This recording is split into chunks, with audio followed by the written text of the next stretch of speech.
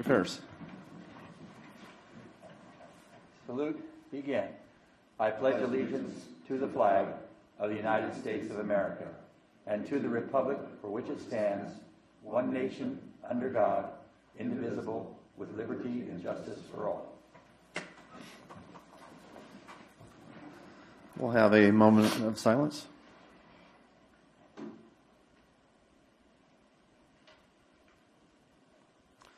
Thank you. Move on to item 1, adoption of the agenda. No changes. Move on to, I thought there was a change with I'm 5. And I'm sorry. I was okay. thinking of the special. I appreciate the correction there. Yes, we have a couple of changes. I would like that for us to hear item 11.5 before item 6.1, and we will hear our concurrent special item after item 9.2.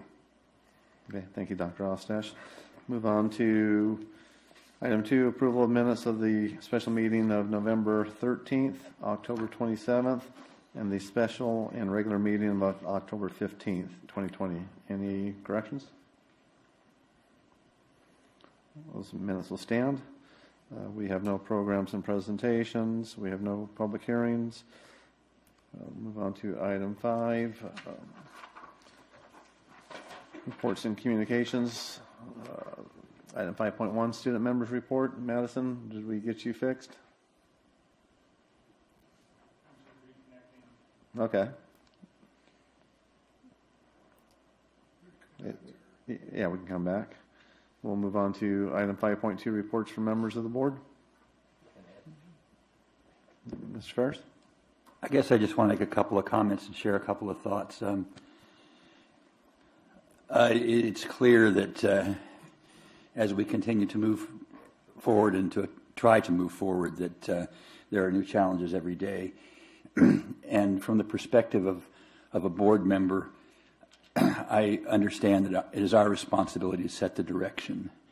And I really appreciate the direction the board has set to identify the need of our students and to keep that as our focus.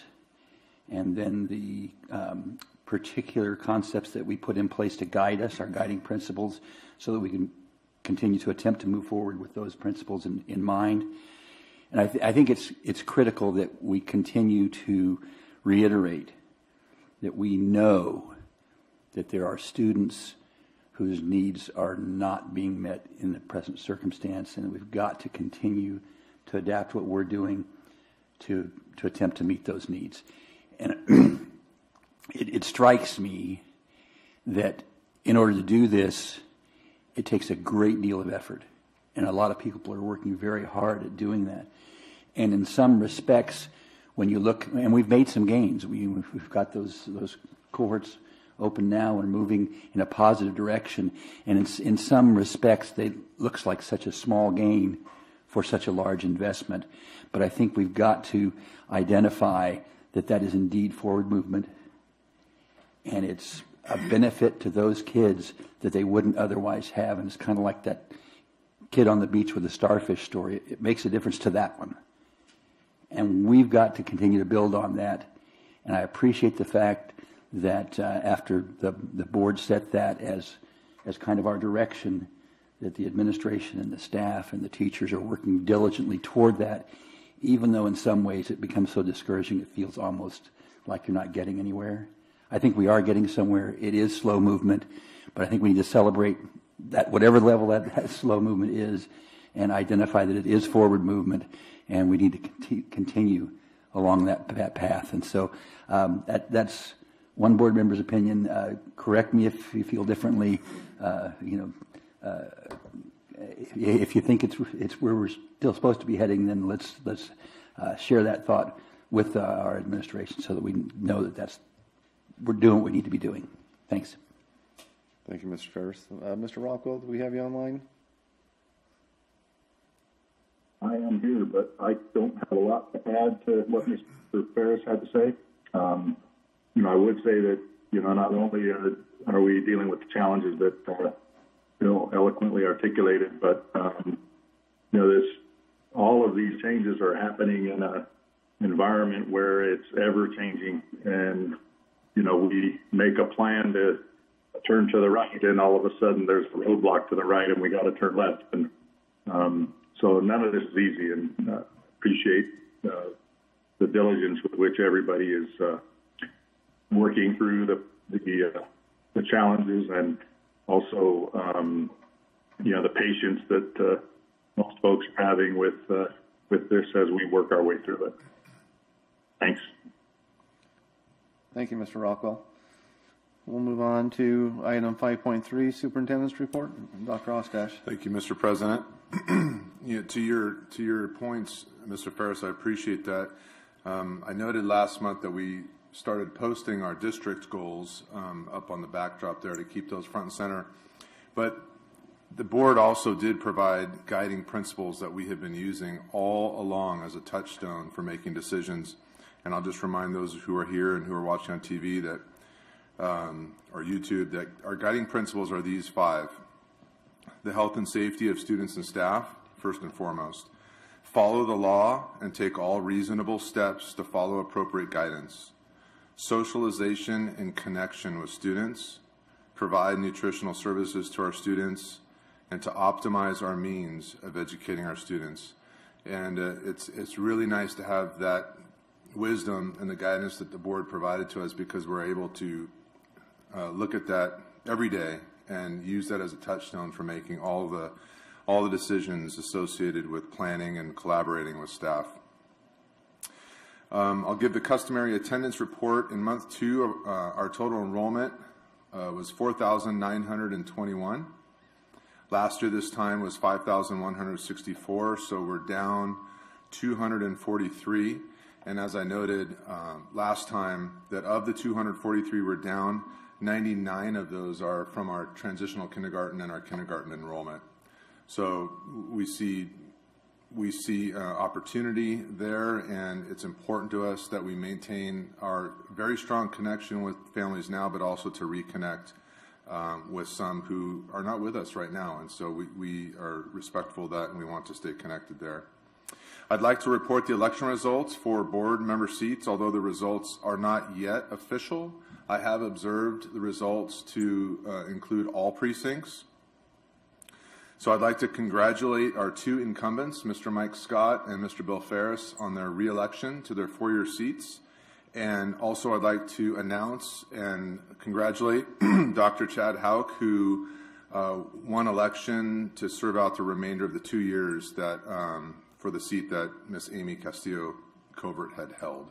So congratulations to you 2 and to Dr. Hauk. So if there was a giant crowd here, there'd be a round of applause here. Okay. Yes, on Monday we opened up what are called acute cohorts, and we've been talking and trying to figure out how to not use EduSpeak, and we're so consumed with EduSpeak. But the acute cohorts are small groups of students, typically no more than 14 students, and typically no more than 16 total with employees or students in a room. And the cohorts are specifically related to either special education or other acute needs like English learners, foster youth, or the district even has discretion to identify any other sort of at-risk components that we could attribute to putting together student groups. So we opened up those cohorts at Burroughs High School, Gateway Elementary School, and Richmond Elementary School. And had we not been impacted by the unexpected and unanticipated emergency orders by the governor on Monday, we would have opened supervised hubs for all of those transitional kindergarten students, and first grade students whose families enrolled them to be in the supervised hubs at all 6 of our elementary schools. And we were really looking forward to doing that. But based on the emergency, or what Governor Newsom called pulling the emergency brake, we weren't permitted to open up hubs at the 4 elementary schools where we had not had anything going. However, since we had started our cohorts at Gateway and Richmond, we were able to go ahead as planned, and we decided to go ahead as planned and open up those hubs at Gateway and Richmond. And we're gratified to be able to do that, and now we point our efforts toward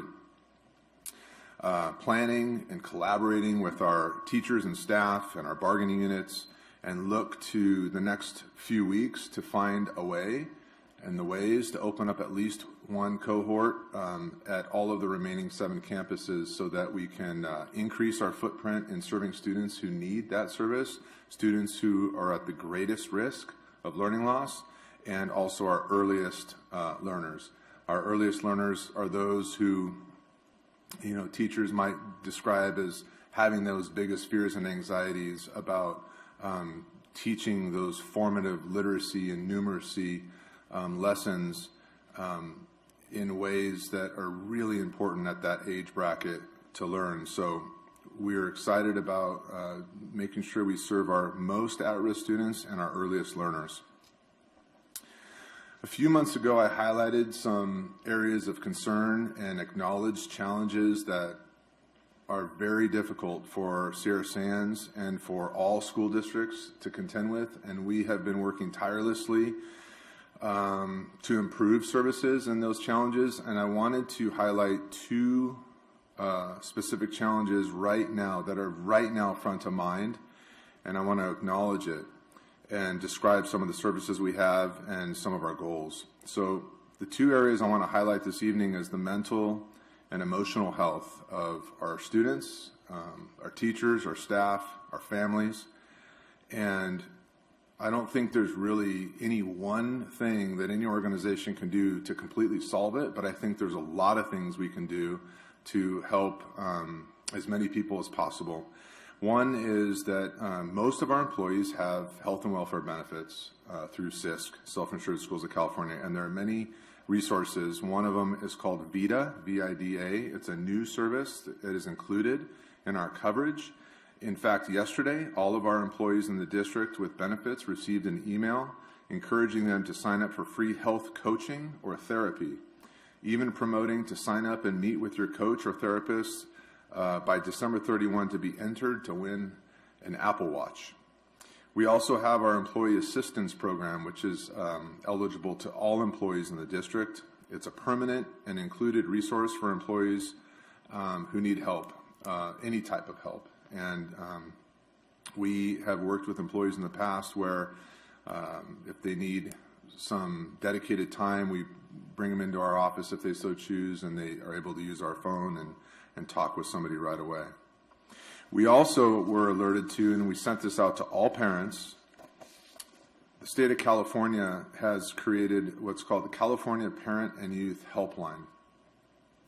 And this is a Monday through Sunday service, 8 a.m. to 8 p.m., where you can call, text, or live chat now for emotional support or to sign up for online parenting support groups. And there are several toll-free numbers, several ways of calling or texting, and there are websites. And this is something that we sent out to all staff members, employees, and to all parents in the district. And anyone who's hearing this, if they would like me to resend information, I'd be happy to do that. We also have counselors at every school in the district. It may seem odd to say this, but in a legal sense or in a state sense, counselors are not deemed essential in all schools. They're not funded. They're not required in elementary schools. And so, but in our district, we have written and won some competitive grants, and we have contributed general fund money as well to guarantee that every single school site has at least one counselor. And so we have counselors at every school site who are available to talk with students.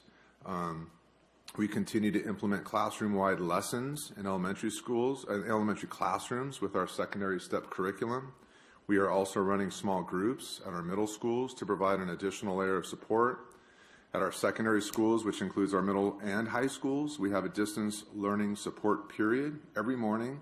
I think it's a 45-minute block, which is time that is set aside for students to connect with teachers or a counselor for one-on-one support. And I encourage anyone who hasn't thought yet to take advantage of reaching out to do that. So those are a number of services, and we're constantly exploring ways of expanding and deepening the ways that we can connect students or employees who need help. We realize that sometimes those who need help are the least willing to reach out for it, and so we have to continue to find ways to break down those barriers. I also wanted to acknowledge another area of significant challenge for us in Sierra Sands and for school districts across the state, and that is the issue of learning loss and the challenges related to student engagement. The state of California basically created an acronym that's called APE, Attendance, Participation, and Engagement, and there's a legal requirement for us to track attendance. Of course, we've always tracked attendance, but now we actually track attendance, participation, and engagement. And we know that when an acronym is created, we know it's because it's an issue. And so we know it's an issue that attendance, participation, and engagement is more challenging through distance learning than it was already challenging during regular times. And so this is a giant issue for public education. I think it's something we need to reckon with as far as our value proposition to our community, to our students, to our families. Obviously, there is student responsibility and family responsibility, and we want to cultivate the best partnership possible so that we can optimize that relationship. But for our purposes as professionals, we need to understand that we have to find at the most basic level ways to assure that our youngest learners stay on track for literacy and numeracy. And on the other end, we have our seniors at the high school. None of those seniors have been in a classroom at all this school year since school started in August. We have detailed reports that are up to date by individual student names, exactly how many classes and which classes they're currently earning a D or an F in. And that's really powerful information. And what we are looking to do with that information is, what more can we do, given the challenges with distance learning, what more can we do? What other interventions can we make? And we have some really good ideas, some of which may be coming to the board very soon that could potentially require board action. But we're looking at creating, obviously, potentially through cohort, hopefully moving through to the red color sooner than later, looking at hubs where we can sort of tier our focus on, at least at the high school level, serving those students, the ones who are failing one or more courses. We want to keep our seniors on track for graduation. So those are two specific challenges that I wanted to share transparently with those who are in the room now, those who are watching on YouTube, that those are conversations and analysis that have been happening all along, but those two particular ones, mental and emotional health and the learning loss and challenges related to student engagement, those are front of mind, and we are working every single day to find ways to enhance what we're doing, to improve what we're doing, to grow what we're already doing. So I wanted to make that assurance. And then the last topic that I wanted to cover this evening, thank you for indulging time, Mr. President, is our state's local control funding formula, referred to as LCFF. It requires that we collect information that determines district eligibility for supplementary and concentration funding. That's a part of the funding formula. We do this by collecting the federal free and reduced lunch application and also through the household income data sheets. Recently, the deadline for the submission of this important data was extended to the end of December.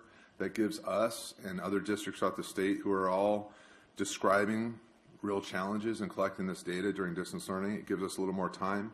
And so school site staff will continue to make personal phone calls to all students who have not yet turned in one or the other.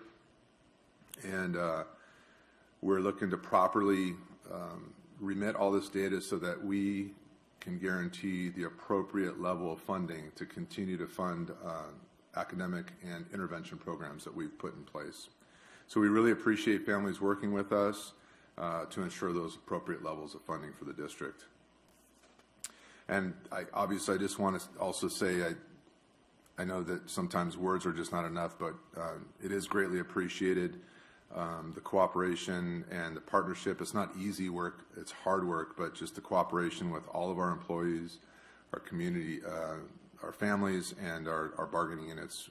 It's been rewarding to work through all of this, and we'll just keep fighting our way back to our optimization of actually teaching in person. We'll get there.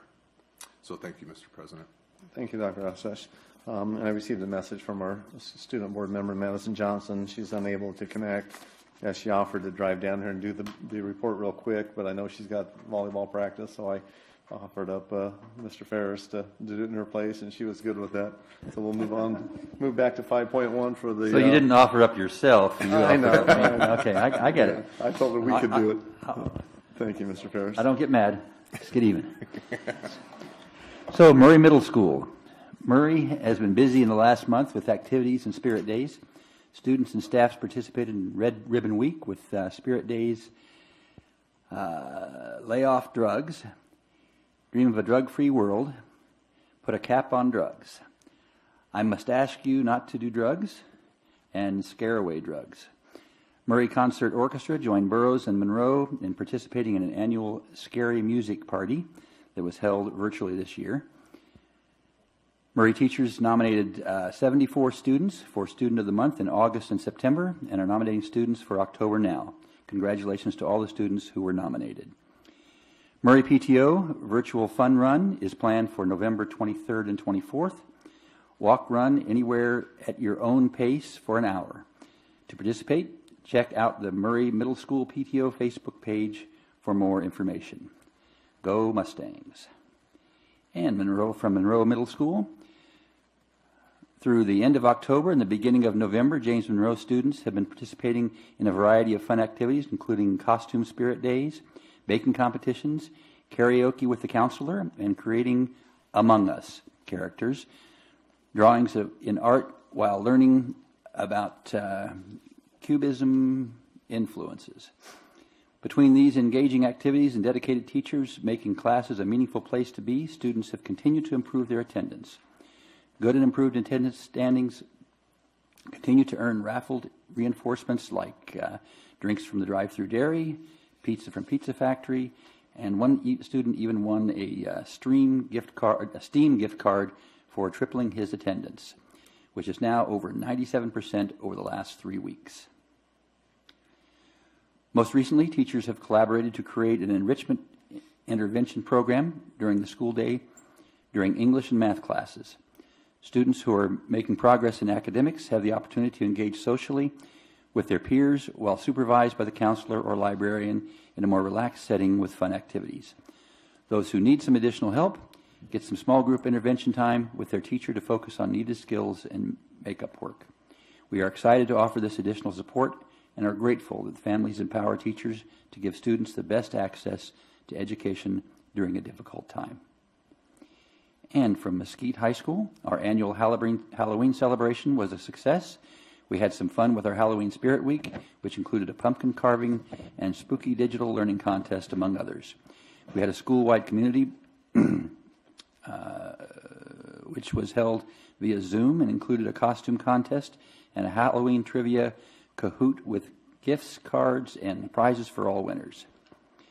In honor of Veterans Day, our English teacher, Mr. Williams, gave his classes the opportunity to honor their family members who were serving or have served our country. Each student was able to shout out their family members during Zoom and tell all about their military service. We've had a successful year thus far academically with 4 graduates and 20% of our students earning first quarter honor roll. We continue to hold our Pathways program and 3-week credit checks to help our students stay motivated and on track. And from Burroughs High School is finishing its 14th week of distance learning, and students and teachers alike eagerly await Thanksgiving break. In the meantime, however, Burroughs has taken huge strides toward normalcy, all within guidelines, of course. On Monday, the adult special education students were welcomed back to in-campus instruction.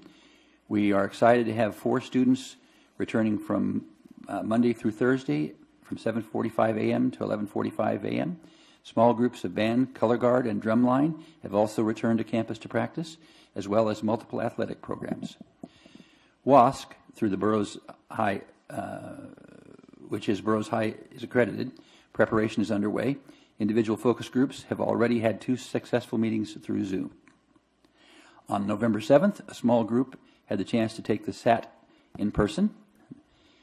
Available opportunity for students who need the scores to apply for college. Additionally, all AP tests have been ordered for the year long AP classes that Burroughs offer. Burroughs is proud of its students as more are taking these tests than last year. ASB provides to host challenges, continues to host challenges and spirit days. Recently, one included Pattern Day, a pumpkin carving contest, a sidewalk chalk art challenge, and a baking challenge. To keep up with the many events, follow our ASB on Instagram at Burroughs ASB. Lastly, The Blockbuster, our school newspaper, continues to publish quality work covering everything from lighthearted opinion pieces to informative articles on the school. Show them support by visiting their website, bhsblast.org. And that concludes Madison's report. Thank you, Mr. Ferris. We'll move on to item 5.4, report to the Board of Trustees by the Desert Area Teachers Association.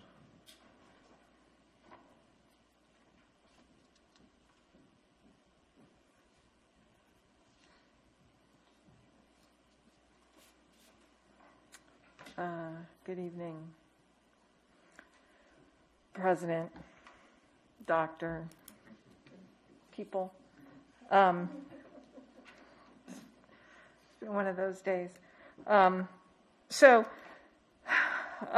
was listening as you were saying, Dr. Ostash, about health and safety of our students and staff being #1 goal, and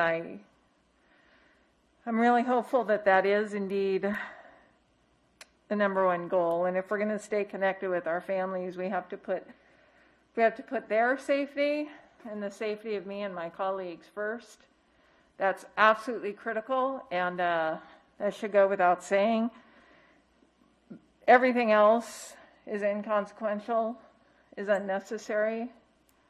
If we aren't healthy, if our families aren't healthy, if our kids aren't healthy, we need to know that when we're on campus, that we're as safe as we can be. And it's a tough time.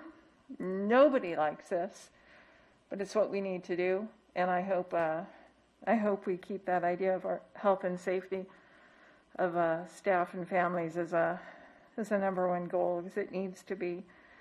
I've been having some very productive, seems like a lot of talks with the district. And Dr. Ostash and I have had several very productive, positive talks, conversations. And I think this is really important. I'm really proud of our communication. And I was writing notes, and I was saying that I feel that it's essential, especially when we disagree, and there are times when we disagree. And I think it's a point of pride for me that we're able to have conversations and express differing sides and come together. And I appreciate when I really feel heard. And recently I feel like I have been heard. We've had some talks about testing and how the message should go out, and what is really necessary in a time like this. How much more pressure do we want to add to kids and to families and to staff? And I think we're making some progress, and I'm really proud of that. I feel good about it, and I think it's mutual. I do have an issue. I was going through the board packet, and I have to say I was kind of bristling when I was reading about the increase that data members got, and we didn't get an increase this year. We're working 2 extra days. And because we're working, we have to get paid. That's just how it is. And I'm an English teacher, so I got hired to teach, or as I would say, preach about the power of words. And we know, especially in here, the power of words, because we can get into negotiation sessions where that's what the focus is, on just a few words. And so it was unsettling to me. and to some of my colleagues that I talked to read about getting an increase, when what it was teachers getting told, all of us finding out the last minute that we were going distance learning. That was something, things are changing constantly, and suddenly we're doing Canvas that we never even heard of. You wanted us to have the training, we wanted to have the training, and we were willing to sacrifice some of our time off. And that's a big deal in this community, to have that week off. And we weren't saying, ooh, yes, money, money, money. It was like, man, whatever it takes to learn this stuff and practice this stuff so we can reach our kids the best we can. So I was a little bothered by that. There's a lot of good stuff here in Sierra Sands, and I've always been very open about that. I think it's I feel fortunate to be here and to be in a small community, and I generally feel heard, and I'm not keeping track, but I think next week is some time off, so I'm pretty excited about that. Thank you. Thank you. We appreciate the comments. Move on to item 5.5, report to the Board of Trustees by the California School Employees Association. Any representative? Nope. Move on to item 5.6, communications from the public. We'll open up communications from the public at 7:32. Having none, we'll close that at 7:32 and a half. Move on to item 6, educational administration. On the agenda change, we'll actually move into 11.5. And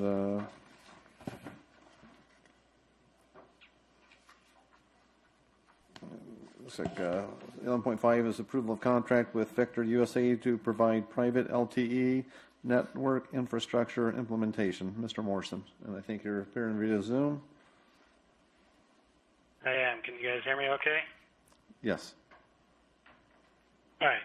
Good evening, President Scott, members of the board, Superintendent Ostash, staff, and community. We have a pretty exciting item to present to you tonight, but I want to just mention real quick that we have Mahalo, Marshall, and Kyle on the line with us tonight from Vector USA in case you have any vendor-specific questions for them. Okay, so 11.5, approval of contract with Vector USA to provide private LTE network infrastructure implementation. On March 17, 2020, in accordance with the California Governor's State of Emergency Declaration and Executive Order N-26-20, Sierra Sands Unified School District transitioned from an in-person, on-campus instruction model to a distance learning model due to the novel coronavirus COVID-19. The district continued to deliver instruction through the distance learning model in the 2021 school year per Senate Bill 98 guidelines. The COVID-19 related need is that a significant number of students do not have reliable internet access at home, and the National School Boards Association articulated the urgency of the digital divide in this statement. Widespread home-based learning has highlighted a long-documented and persistent inequity of students that lack adequate broadband access. This digital divide, commonly known as the homework gap, impacts millions of students. At Sierra Sands Unified, this digital divide was initially addressed by purchasing and distributing mobile internet hotspots to over 600 student homes throughout the community. While the mobile hotspot solution has served us well in the distance learning model, it was apparent that mobile hotspots were not a sustainable solution to bridging the digital divide due to the ongoing monthly costs associated with each mobile hotspot. In response to the COVID-19 related needs, the Sierra Sands Technology Department began researching alternative solutions to the expensive month-to-month hotspot solution in June of 2020. This led to the investigation of creating our own private LTE network infrastructure that would allow us to provide internet connectivity to all student homes without an ongoing financial commitment. A private LTE network would work very similar to the traditional cellular communication networks, but would be completely controlled and operated by the district, allowing us to ensure that the network is only used for educational purposes. During the months of June, July, and August, district technology personnel met with and discussed available solutions with numerous vendors and manufacturers to identify a solution that would meet our bandwidth, coverage, and timeline requirements. Throughout this process, Vector USA emerged as the most acceptable solution using Nokia equipment. Vector USA is a California-based technology solutions company that has a history of providing Nokia private LTE solutions and was able to secure a CMAS contract for all the necessary hardware, software, and related labor components required to provide a true turnkey private LTE solution. Over the course of the past few months, district technology personnel have worked closely with Vector USA to design a robust, scalable Nokia private LTE solution that will bridge the digital divide for all Sierra Sands students once and for all. Per the Coronavirus Relief Fund guidance, the state, territorial, local, and tribal governments, the Coronavirus Aid Relief and Economic Securities Act provides that CARES funds may only be used to cover costs that are necessary expenditures incurred during the public health emergency with respect to the coronavirus disease, were not accounted for in the budget most recently approved as of March 27, 2020, and were incurred during the period that begins on March 1st, 2020 and ends on December 30th, 2020. Per Senate Bill 98, uses of CARES Act funds are identified as address learning loss or accelerating progress to close learning gaps, extend the instructional year or take an action that increases instructional time or services to pupils, provide additional academic services for pupils, provide integrated pupil support to address other barriers to learning such as provision of health, counseling, access to school food programs, or programs to address pupil trauma and socio-emotional learning, and address health and safety concerns, including but not limited to purchasing public health testing, personal protective equipment, supplies to sanitize and clean the facilities and school buses of a local educational agency, or for other related needs. Financial implications: the purchase of the private LTE solution through Vector USA in the amount of $2,036,945.23, which, by the way, includes a base purchase amount of $1,851,768.39, with a 10% contingency added on top of that for potential unknowns. This purchase meets the three criteria in the Coronavirus Relief Fund guidance and meets SB 98's allowable use of CARES Act funds in taking an action that increases instructional time or services to pupils as students will have sustainable access to core instruction, additional distance learning academic support and or intervention, and social-emotional supports such as counseling. It is the superintendent's recommendation that the board approve the purchase of the Nokia private LTE network infrastructure in the amount of $2,036,945.23 from Vector USA as presented. Move recommended action. Second. We have a motion and a second. Any questions or comments from the board? I have one. Mr. Johnson? Donnie, when do we expect it to be completely installed? Well, we will get started if this item is approved.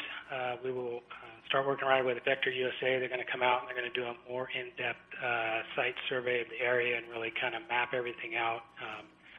I think the initial timeline that we were looking at is probably about 3 months from the initial approval to really start seeing some of the initial connections with, I believe it was a 3 to 6 month timeline to be completely completed. Okay. And the other question I have, is there any future plans to collaborate with like Saracoso for their use in the future to help the community? Yeah, I know we've had some talks about that in cabinet and with the administration. It is something that we would be very interested in if it's something that we're able to do.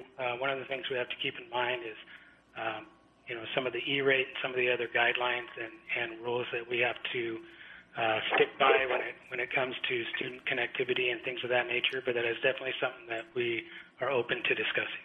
Okay, thank you. Yep. Mr. Rockwell, I can't tell if you're.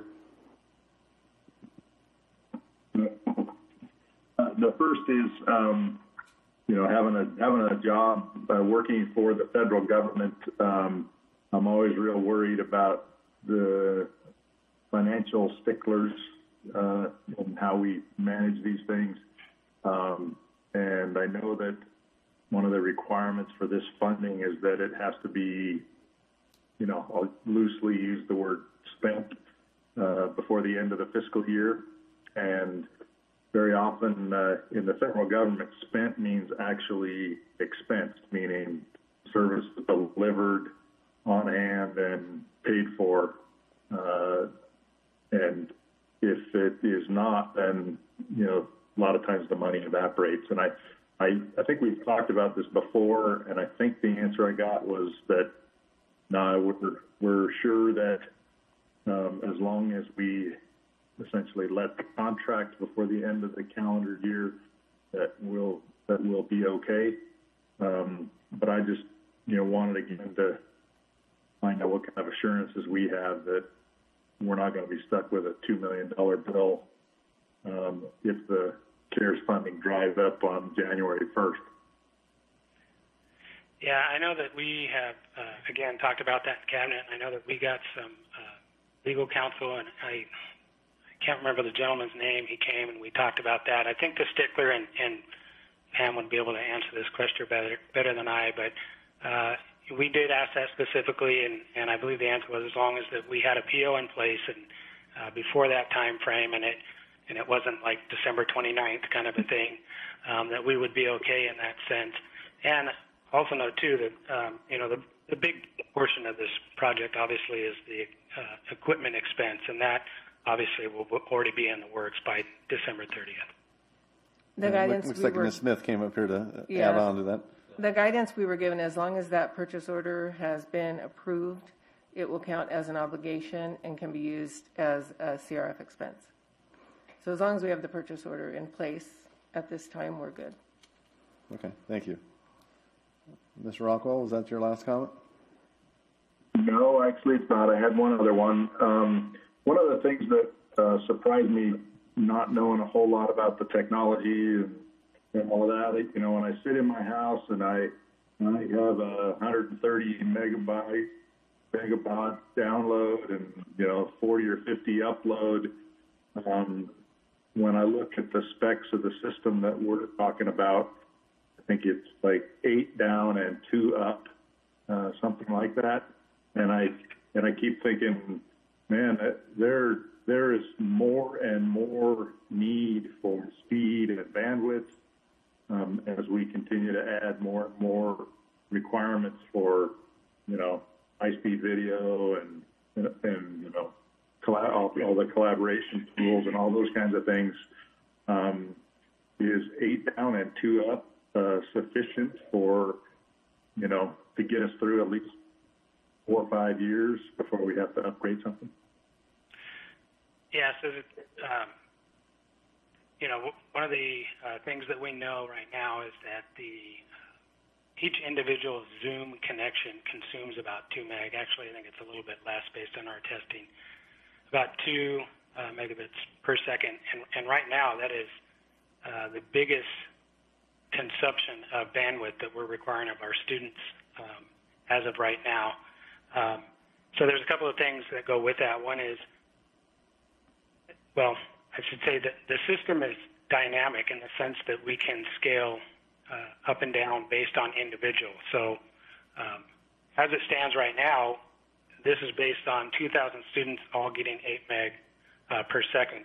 We can adjust that, and we can, for instance, say my particular family, I only have 1 student at home. I would only need 2 megabits per second. That extra 6 that was dedicated to me could now then be allocated maybe for a family that has 5 or 6 students at home. So it's a very dynamic system that we have complete control over, so we can adjust that as we go. To address the question of 4, 5, 6 years down the road, is 2 meg going to be sufficient? I guess my first answer would be I believe it is, and one of the reasons I say that is that I'm hopeful we're not going to be in this distance learning format forever, right? And so our thoughts as we've been looking at this solution is that down the road when we're back to normal, this solution will really help bridge that homework gap, right? Not necessarily provide distance learning, but bridge that homework gap. And when we're talking about the homework gap, it won't be 2 meg per second. It'll be doing research online and doing other things that consume a lot less. And then the last thing I'll say to that, I know very winded answer, I apologize, is that if we do get 5, 6 years down the road and there's something that's consuming 15 megs per student, we can add more radios to the solution. That's not the big cost, right? The big cost is the initial implementation and the licensing and a lot of that stuff. So it is a system where if we need to, we can add more radios that will give us more density and give us more bandwidth. So it's a scalable and robust solution that will adapt with the changing times, I believe. Sorry that took so long. No, good. Thank you. Any further questions or comments from the board? Yes. Mr. Ferris. So early in the header, you described the expensive costs that we're using now for the hotspots. Can you refresh our memory on what the cost of that is in a general sense? Currently, we've got, I think we're over 600 hotspots now, and the cost is $40 a month. Now, I will also say that we've got some grants and some discounts that are coming, but the base cost of each hotspot is $40 a month without any of the discounts. And that's kind of what we base the ROI on as well. Okay, so the general overall cost, a ballpark, do you have a number on that? Per month, $24,000. And for 10 months of school, is that what we're thinking? I'd have to do the math on that. I'm sorry. It's well, yeah. Would that be 240? Okay, thank you. 10 months at 24,000. Yes, sir. Yes. All right. And then the other thing, as I was looking over the agreement, I noticed a number of places where it specifically identifies, based on current understanding of what's available, we believe this is what's going to take. If it takes more, then the change order would be required, or there would be expenses added. And I see we've got a 10% contingency to kind of cover those general thoughts. Do we have a pretty good sense that those different areas that are already identified as possible expansions are within that cost estimate? How confident do we feel that this is a pretty close to a realistic number? I know often, the end product is much more expensive than the beginning bid. So what's our general sense in that? Yeah. So, our general sense is that the 1.851 is really the cost that we'll land at. The contingency is in there specifically to address that, Mr. Ferris. We've all been through enough construction projects to know scope creep and things like that. That 10% is in there specifically to address that. Really, the biggest area where we might see something like that happen would be the construction of the tower at Fowler. And that, again, we'll know a lot more about that once Vector comes out. We do our site surveys and everything. We'll really be able to nail down basically a do not exceed number after that visit. The other thing I'll say, too, is that we can choose if, for instance, they come out and they do that site visit and they say, my goodness, it's going to cost $400,000 to put up this tower. We can just choose not to do the tower at that point. That would affect our range a little bit and our overall capacity. but that is an option that we have in front of us right now, and we're not necessarily being locked into, the $2 million price tag right now. It's something that we're asking for approval. It's kind of, but not exactly a do not exceed, but we'll know a lot more about that after the site visit. We could choose to scale back. Again, this right now is estimated at basically 2,000 students. Right now we don't need 2,000 students. If we look at our current need, it's a little over 600.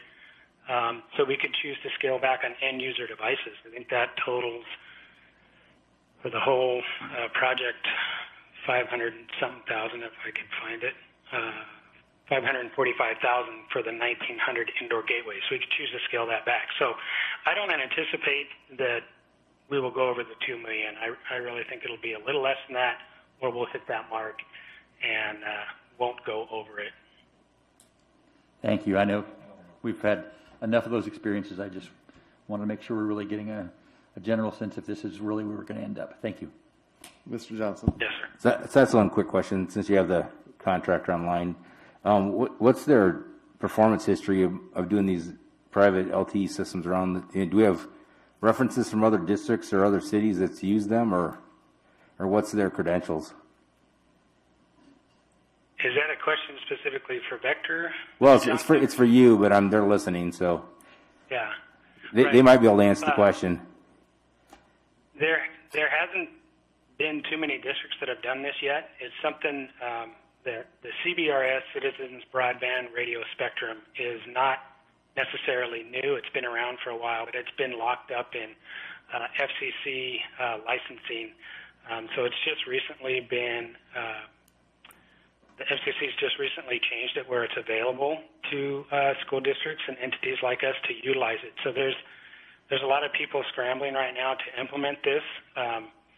But we do know that Vector, they've got a pretty good history of doing it in private sector. And really, when we started researching this, that was kind of the big place that we saw that it had been implemented historically, was like a lot at like harbors and places where they needed to go offshore a distance to reach ships, I guess, and stuff that are off the coast there. So it's a proven solution. And also mentioned too, Nokia is a manufacturer that's been in this space for a while.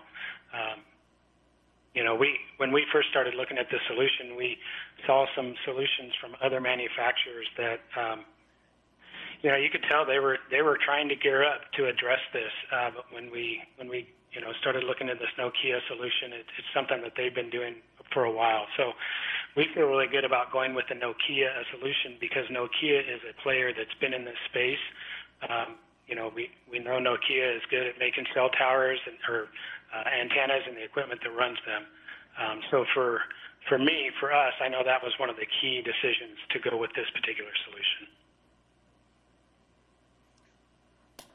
Okay, thank you. Thank you, Mr. Morrison. Any further questions or comments from the board?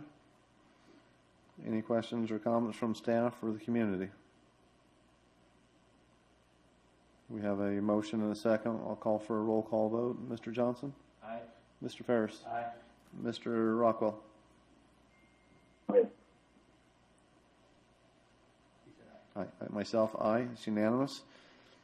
Move back into educational administration, 6.1. Thank you, Mr. Morrison. 6.1, approval of 3-year contract for IXL Learning at Gateway Elementary. Ms. Decker. Good evening, President Scott, members of the board, Superintendent Ostash, staff, and community. The Every Student Succeeds Act of 2015 holds schools, districts, and states accountable for improving student achievement. Access to relevant data and analysis tools can help schools and teachers make more informed decisions about programs and student achievement. Alignment of instruction and assessment and monitoring program effectiveness are two specific actions that are used to improve educational practice in reading and math. Gateway has partnered with IXL Learning for several years. IXL is a personalized learning platform that is proven to improve learning outcomes for all students. IXL's comprehensive K-12 curriculum, real-time diagnostics, personalized guidance, and actionable analytics work together seamlessly to give teachers everything they need to differentiate instruction and help students grow. Gateway Elementary's agreement with IXL Learning expired on October 22, 2020. In order to continue services with IXL Learning to regularly monitor student progress in math and English language arts, a new 3-year agreement is required. Regularly monitoring student progress has been identified as a district goal in both the school plan for student achievement and the local control accountability plan. The 3-year agreement is $12,560 and will be funded out of the site Title I funds. It is recommended that the Board of Education authorize Gateway Elementary to enter into a contract with IXL Learning for services from October 22, 2020 through October 22, 2023. We have a motion and a second. Any questions or comments from the board? I just have one. Mr. Johnson? So are any of our other schools using this tool? I'm trying to think. I know we're in the process of looking at it for Murray and Monroe as an intervention platform for math as part of the DODEA grant. And I believe just recently Burroughs has started using IXL. And I want to say 1 or 2 of the other elementaries have also used it. Yeah, I just haven't seen it as an agenda. I was wondering if it was something new. Well, Or... it's because it meets the limit of the 10,000. Okay. We've been using it. It's a multiple year. That's why. Okay, thank you. Just a quick question. With the distance learning going on, are we having a reduction in the service, or are we maintaining the same level of service from the company if we're still paying the same amount?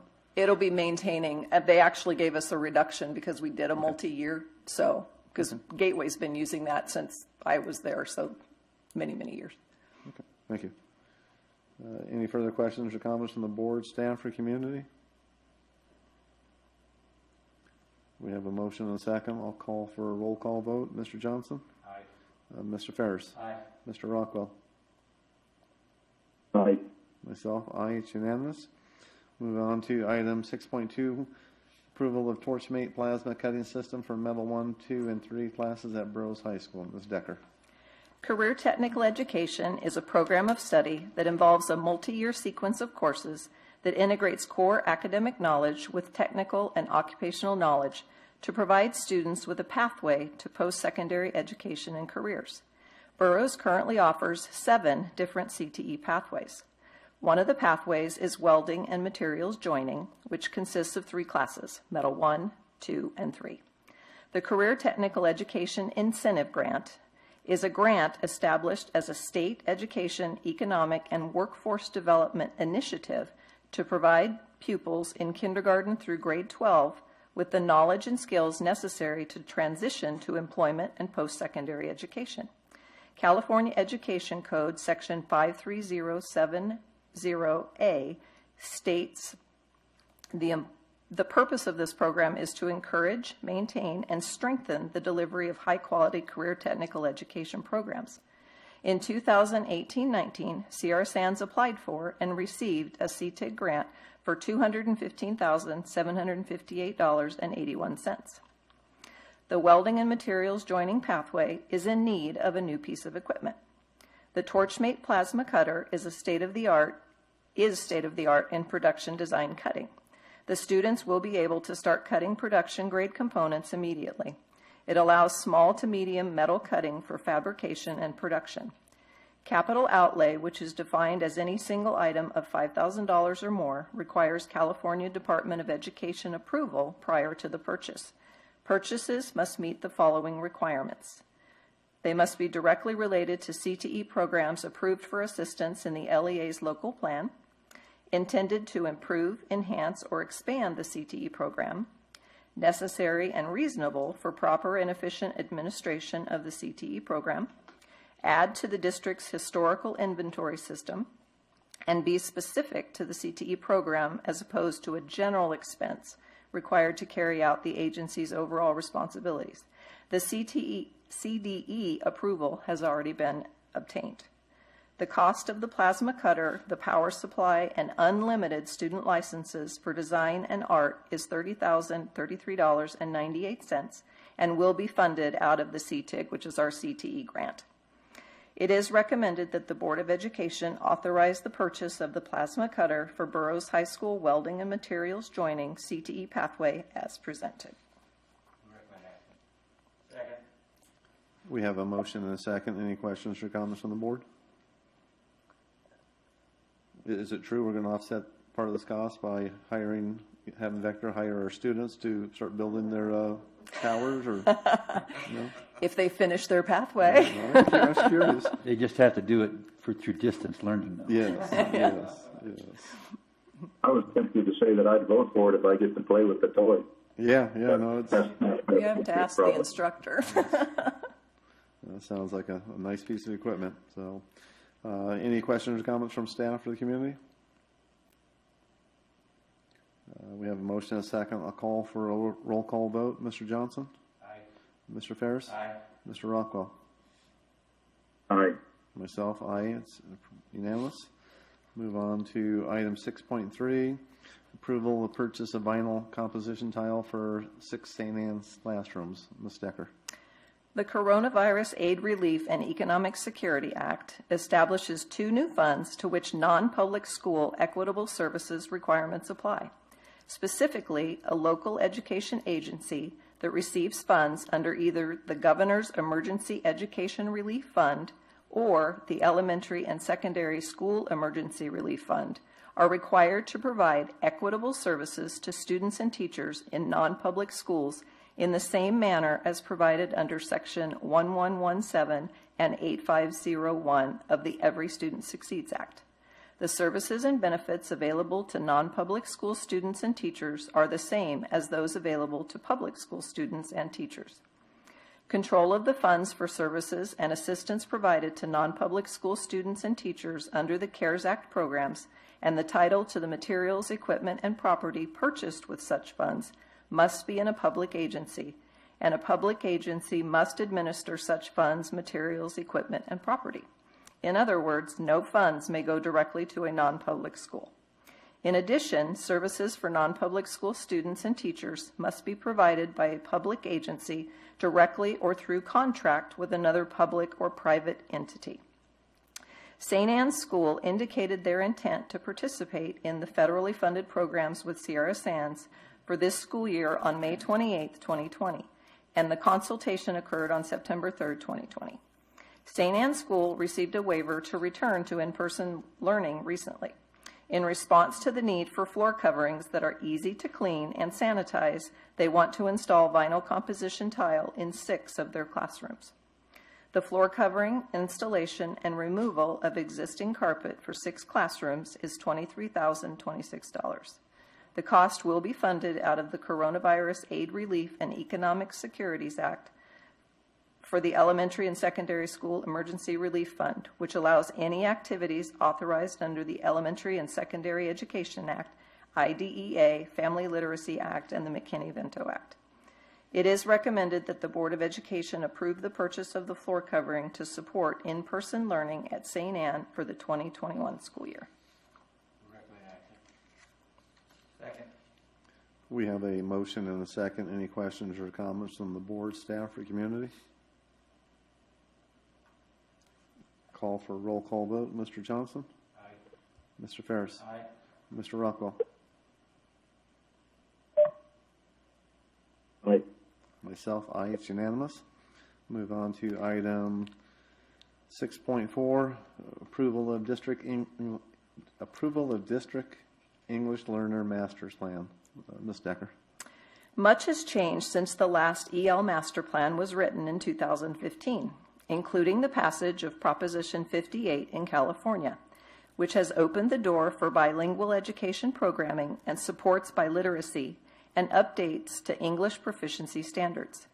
With the release of the EL Roadmap by the California Department of Education and California Education for a Global Economy Initiative, or EDGE, Sierra Sands Unified School District is responsive to these changes and provides the best plan for ensuring equitable education for all learners using our local resources. The purpose of the Title III funds is to ensure that all English learners attain English proficiency, develop high levels of academic attainment in English, and meet the same challenging state academic standards as all other students. Funds can be used for the following supplementary services as part of the language instruction program for EL students: developing and implementing new language instruction educational programs and academic content instructional programs, including early childhood education, elementary school, and secondary school programs. Highly focused, innovative, locally designed activities to expand or enhance existing language instruction educational programs. Implementing school-wide programs for restructuring, reforming, and upgrading language instruction educational programs and academic content instruction. Implementing agency-wide programs for restructuring, reforming, and upgrading programs, activities relating to language instructional education programs and academic content instruction. English learner programs are subject to Every Student Succeeds Act regulations as well as state compliance items. There are 7 major areas of compliance required. These compliance areas address family involvement, governance and administration, funding, standards, assessment and accountability, staffing and professional development, opportunity and equal education access, and teaching and learning. The plan undergoes revision to reflect changing law as necessary and at least annually. The major revisions to the District EL Master Plan include focusing on an assets-based education, allows for the development of biliteracy through the Seal of Biliteracy, updated instructional practices and monitoring on instructional delivery models for comprehensive English language development, including both designated and integrated instruction, uses the ELA and the ELD framework to drive instructional practices that foster student growth in both content and language standards. It incorporates the new English language proficiency assessments for California, which is LPAC, our new assessment, to determine English proficiency and monitor progress. It focuses on identifying the needs of our students locally and designing instruction programs and services based on identified needs and existing resources. The costs for implementation of this plan are covered by Title III categorical funds. It is recommended that the Board of Education approve the District English Learner Master Plan as presented. Second. We have a motion and a second. Any questions or comments from the board? Any questions or comments from staff or community? Can I make one more comment? I would like to thank Jennifer Williams, our EL TOSA, because she wrote the majority of this plan. She is our English learner expert, and I just want to publicly thank her for all of her hard work. Thanks for bringing that to our attention. We'll have a roll call vote. Start with Mr. Johnson. Aye. Mr. Ferris? Aye. Mr. Rockwell? Aye. And myself, aye. It's unanimous. I think there's your last one. Yes. Thank you. Move on to 6.5, ratification of a contract with Solient Blazerworks for school psychologist. Mr. Delbeck.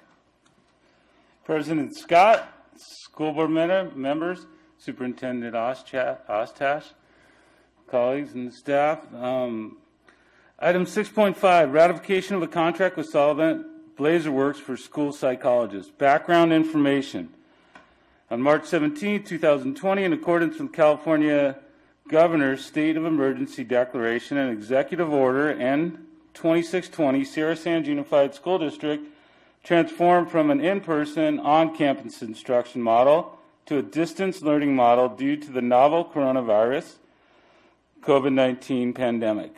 The district continued to deliver instruction through the distance learning model in the 2020-2021 school year per Senate Bill 98 guidelines. According to the state and federal laws and regulations, school districts are required to assess students who have been referred for special education services in all areas related to the suspected disability. Assessments must be administered by trained and knowledgeable personnel. Students must be assessed when first referred for suspected disability. When a consent for an assessment plan is signed by the parent or guardian, the district has 60 days in which to complete the assessments and hold an IEP team meeting to discuss the student's eligibility. The district special education department currently employs 3 full-time school psychologists. The COVID-19 related need is due to the current pandemic and the state mandate of current school closures. The process has been delayed and the additional support is needed in order to meet compliance timelines. Current consideration. In response to the COVID-19 related need, the district contacted Solvent Blazerworks, a company that provides staffing needs for the school districts in 50 states. Recognizing that having a school psychologist who is physically present in the district is preferable to telepsychology, there have been no viable applicants locally. The district received several resumes for review from Solvent Blazerworks, and after conducting interviews with the SELPA director and district psychologist, the district offered a contract for the psychologist to complete a total of 15 assessments. Per the Coronavirus Relief Fund guidance for state, territorial, local, and tribal governments, September 2, 2020, Coronavirus Aid, Relief, and Economic Security, CARES Act, provided that CARES funds may only be used to cover the costs that 1. Necessary expenditures incurred due to public health emergency with respect to the coronavirus disease, 2019. 2. Were not accounted for in the budget most recently approved by as of March 27, 2020, the date of enactment of the CARES Act for the state and government, and were incurred during the period that begins March 1, 2020, and ends December 30, 2020.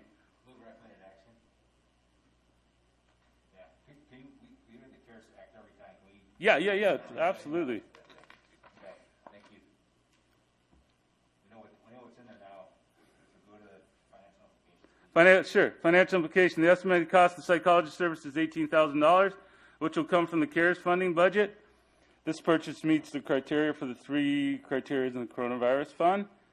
And SB 98, allowable use of the CARES Act fund, and taking action increases instructional time or services to people, as the students will have sustainable access to core instruction and additional learning, distance learning academic support or an intervention in social emotional sports such as counseling. It is recommended that the board ratify the contract with Solvent Blazerworks for the services of a school psychologist for the 2020-2021 school year. Recommended action. I'll second it. We have a motion and a second. Any questions or comments from the board, staff, or community? Call for a vote. Mr. Johnson? Aye. Mr. Ferris? Aye. Mr. Rockwell? Aye. Myself, aye. It's unanimous. Move on to item 6.6, authorization for SELPA to contract with the Stepping Stones Group for a licensed vocational nurse. Mr. Delbeck. Okay, background information. District currently has a medically fragile student in the special day class program at one of its elementary sites. While the district has 2 full-time registered nurses who oversee the health services and requirements to meet the needs of students located at various school sites, this caused a dilemma in meeting the health concerns of medically fragile student. In order to properly care for this student's health concerns, it requires immediate action, as there is a requirement for frequent assessment of the child's medical needs on site, as well as someone to monitor those needs while the student travels to and from school utilizing district transportation. The district has been able to contract with Stepping Stones Group for the services of a licensed vocational nurse for the remainder of the 2020-2021 school year. The LVN will be able to assist in the classroom with district transportation to ensure the needs of the medically fragile student are appropriately met in a safe manner. The contract with Stepping Stones Group is for 6.5 hours a day, 5 days a week at $43 an hour. The contract is not to exceed $31,024.50, which will come from the special education budget. It is recommended that the board authorize SELPA to enter into contract with Stepping Stones Group for the licensed vocational nurse services. Recommended action. Second. We have a motion and a second. Any questions or comments from the board, staff, or community? Mr. Johnson? So I assume this student is one of the students that we brought back in on Monday? Yeah. Okay, thank you. Any further questions or comments? Call for a vote. Mr. Johnson? Aye. Mr. Ferris? Aye. Mr. Rockwell? Aye. Myself, aye. Unanimous. Thank you, Mr. Delbeck. Policy development and review, nothing on there. We'll move on to item 8, Personnel Administration. Move 8-1, 8-2, and 8-3. Second. We have a motion for 8-1, 8-2, and 8-3. Mr. Scott, we don't have your mic. Mr. Johnson? Aye. Mr. Ferris? Aye. Mr. Rockwell? Aye. Myself, aye. Unanimous? Mr. Scott, is your mic on? Was it? It is now, yes. Move on to item 8.4. Thank you, Mr. Ostesh. 8.4, approval of MOU and agreement with the California State Employees Association and its Chapter 188 regarding the annual stipends for paraprofessionals, library specialists, and information media center assistants. Mr. Old. President, I was about to say Rockwell. Sorry about that. That's next month, right? We're going to do elections next month. President Scott, Superintendent Ostash, staff, and community. On April 6, 2006, it's a long time ago, the district and CSEA in its chapter number 188 entered into an MOU whereby all paraprofessionals, including library specialists and information media center assistants, earned an annual stipend in the amount of $325 for the possession of an associate degree issued by an accredited college or university.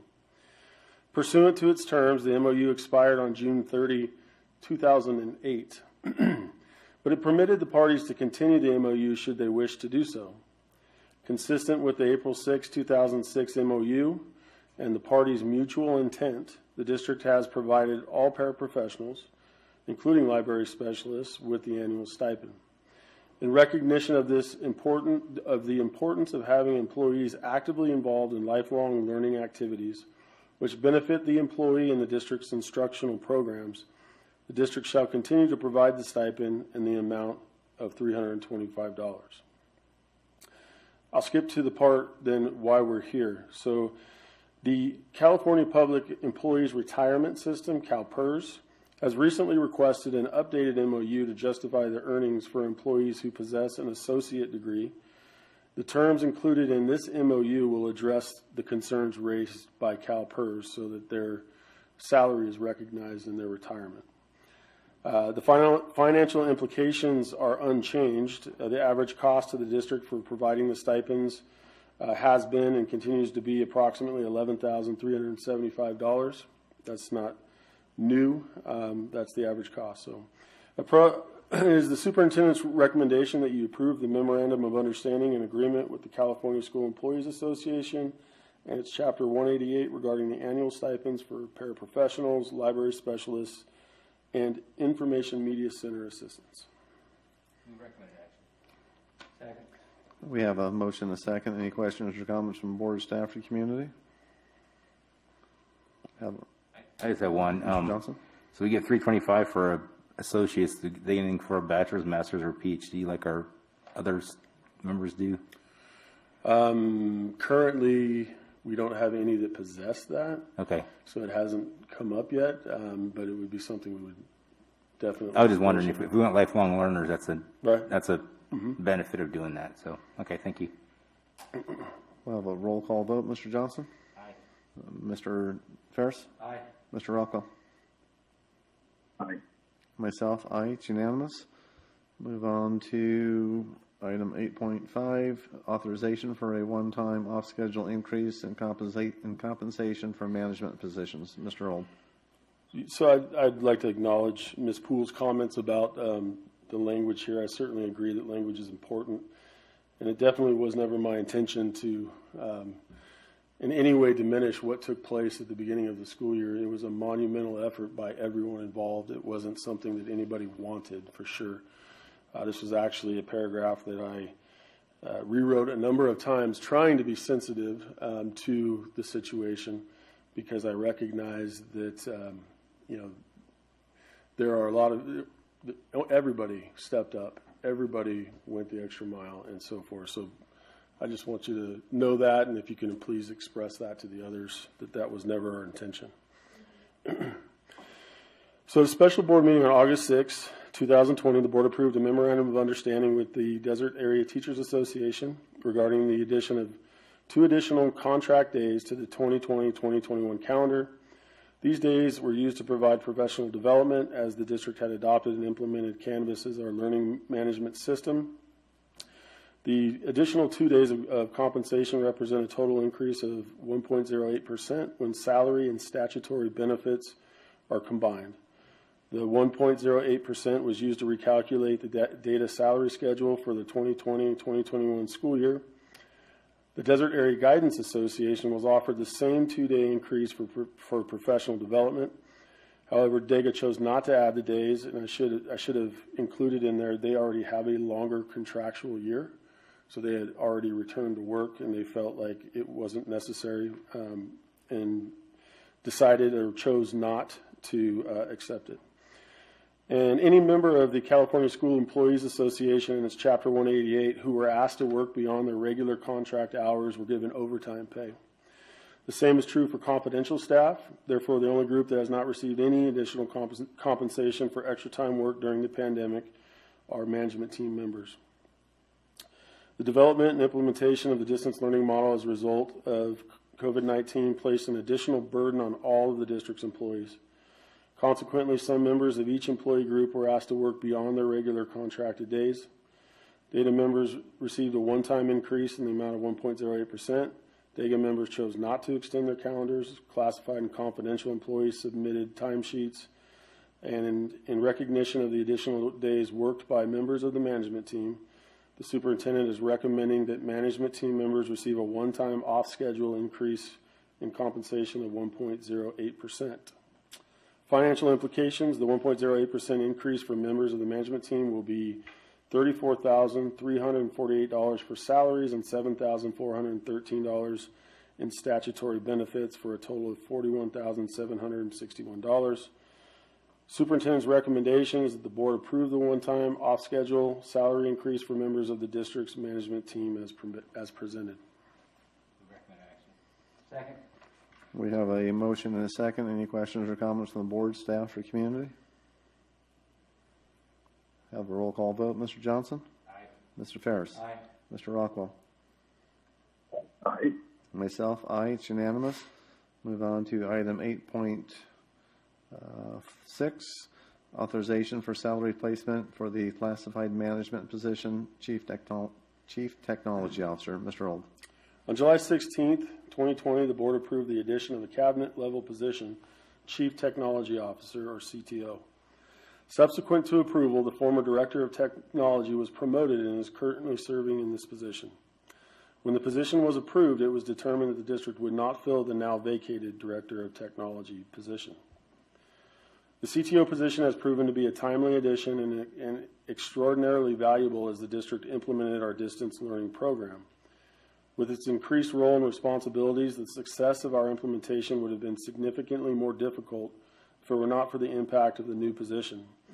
In addition, the CTO has played an integral role as a new member of the superintendent's cabinet, which guarantees full integration of instructional priorities with technology support. Finally, as technology continues to evolve and remain embedded in the future of education, it is critical that the district is able to sustain or fill this position appropriately and comparably with a highly qualified candidate. Financial implications: the revised management salary schedule for the 2020-2021 year is attached, and the position will be placed at, I believe, Class 1. Yes, Class 1, Step 1. Superintendent's recommendation is that the board approve the updated district management team salary schedule as presented. Recommended action. Second. We have a motion and a second. Any questions or comments from the board, staff, or community? Have a roll call vote. Mr. Johnson? Aye. Mr. Ferris? Aye. Mr. Rockwell? Aye. Myself, aye. It's unanimous. We will move on. Thank you, Mr. Old. Move on to item 9, General Administration, 9.1, gifts to the district. Mr. Ferris. The following gift was received. The Ridgecrest Lions Charity Foundation made a cash donation of $8,199.01 to be used for earthquake repairs at the Parker Performing Arts Center. The donations provide support to the district and have a positive financial impact and I move the recommended actions to accept the gift and described and send appropriate letters of appreciation. We have a motion and a second. Any questions or comments from the board, staff, or community? So how do we manage cash donations for projects like this that we've already got in the budget and paid for by Cal OES and other things? It's kind of a unusual budget item that I've never seen given. Ms. Smith, yes. Please. So what we've done is contacted boroughs and talked to Mr. Osterman to see, they had a couple of other parts of the PAC that were damaged during the earthquake that would be unrelated to the actual PAC construction. For example, some kind of a big piece of equipment that's used when they're doing presentations or some other stuff. So they're going to find an appropriate earthquake damaged PAC item that we can use that funding for rather than general construction repairs. Great. Okay. Thank you. Any further questions or comments? We have a motion and a second. We'll call for a roll call vote. Mr. Johnson? Aye. Mr. Ferris? Aye. Mr. Rockwell? Aye. Myself, aye. It's unanimous. Move on to item 9.2, nominations for representatives to the California School Boards Association. Mr. Ostash. Thank you, Mr. President. The CSBA Delegate Assembly is the primary policy-making body of the California School Boards Association. It sets the general policy direction for the association that represents California's school districts and county offices of education. Delegates fulfill a critical governance role by communicating the interest of local boards to CSBA's Board of Directors, Executive Committee, and staff. Delegates give policy and legislative direction through the adoption of the policy platform every 2 years and the adoption of other policy statements of the association. They also speak on issues and provide the direct advocacy on behalf of the association. Delegates play an important communication and support role within their regions, and they also elect the association's officers and board of directors. Nominations for representatives of the Delegate Assembly are being accepted until January 7, 2021. There are 5 delegates whose terms expire in 2021 in sub-region 12B, of which Sierra Sands is a part, and each board may nominate as many individuals as it chooses within its geographical region or sub-region. The 5 positions which are up for election are currently held by Pamela Boger, if I said that right, of Bakersfield City Bauer. School. Bauer, okay. Bauer of Bakersfield City School District, Jeff Flores of Kern High School District, Tim Johnson of Sierra Sands Unified School District, Jerry Rivera of Arbin Unified School District. That's, yeah, I think it's a Union School District. And Keith Woolridge of Panama Buena Vista Union School District. Delegates serve 2-year terms beginning April 1, 2021 through March 31, 2023. The financial implications would include mileage, hotel, and meal expenses for 2 meetings per year with an estimated cost of $700, dependent upon hotel and travel costs. This normally includes expenses for a May meeting in Sacramento and 1 additional night of hotel expense in combination with the annual CSBA Educational Conference. I recommend that the board may, if it wishes, nominate 1 or more individuals to serve on the CSBA Delegate Assembly, and permission must be received from an individual to place his or her name in nomination. Mr. Johnson, do you wish to continue? Then I move we nominate Mr. Johnson for this term. Second.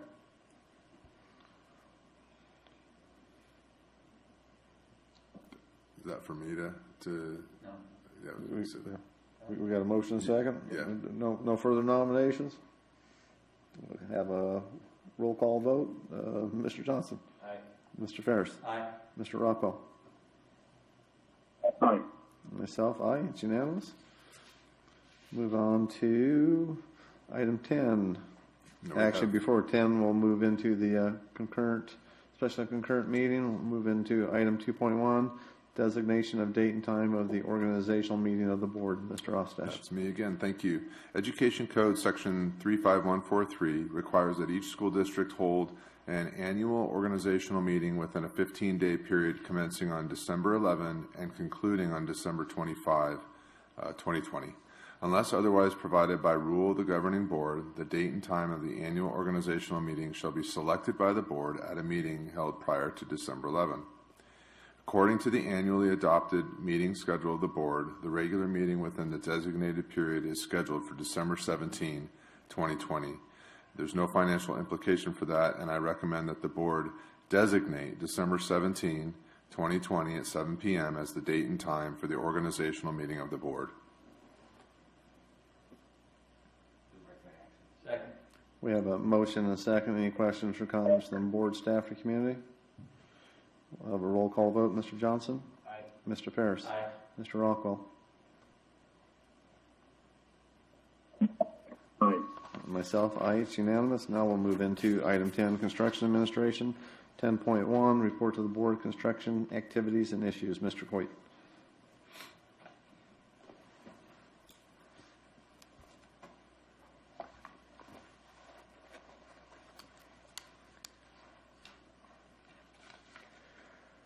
President Scott, members of the board, Superintendent Ostash, staff and community, I'm pleased to give this update on the status of the district's construction activities.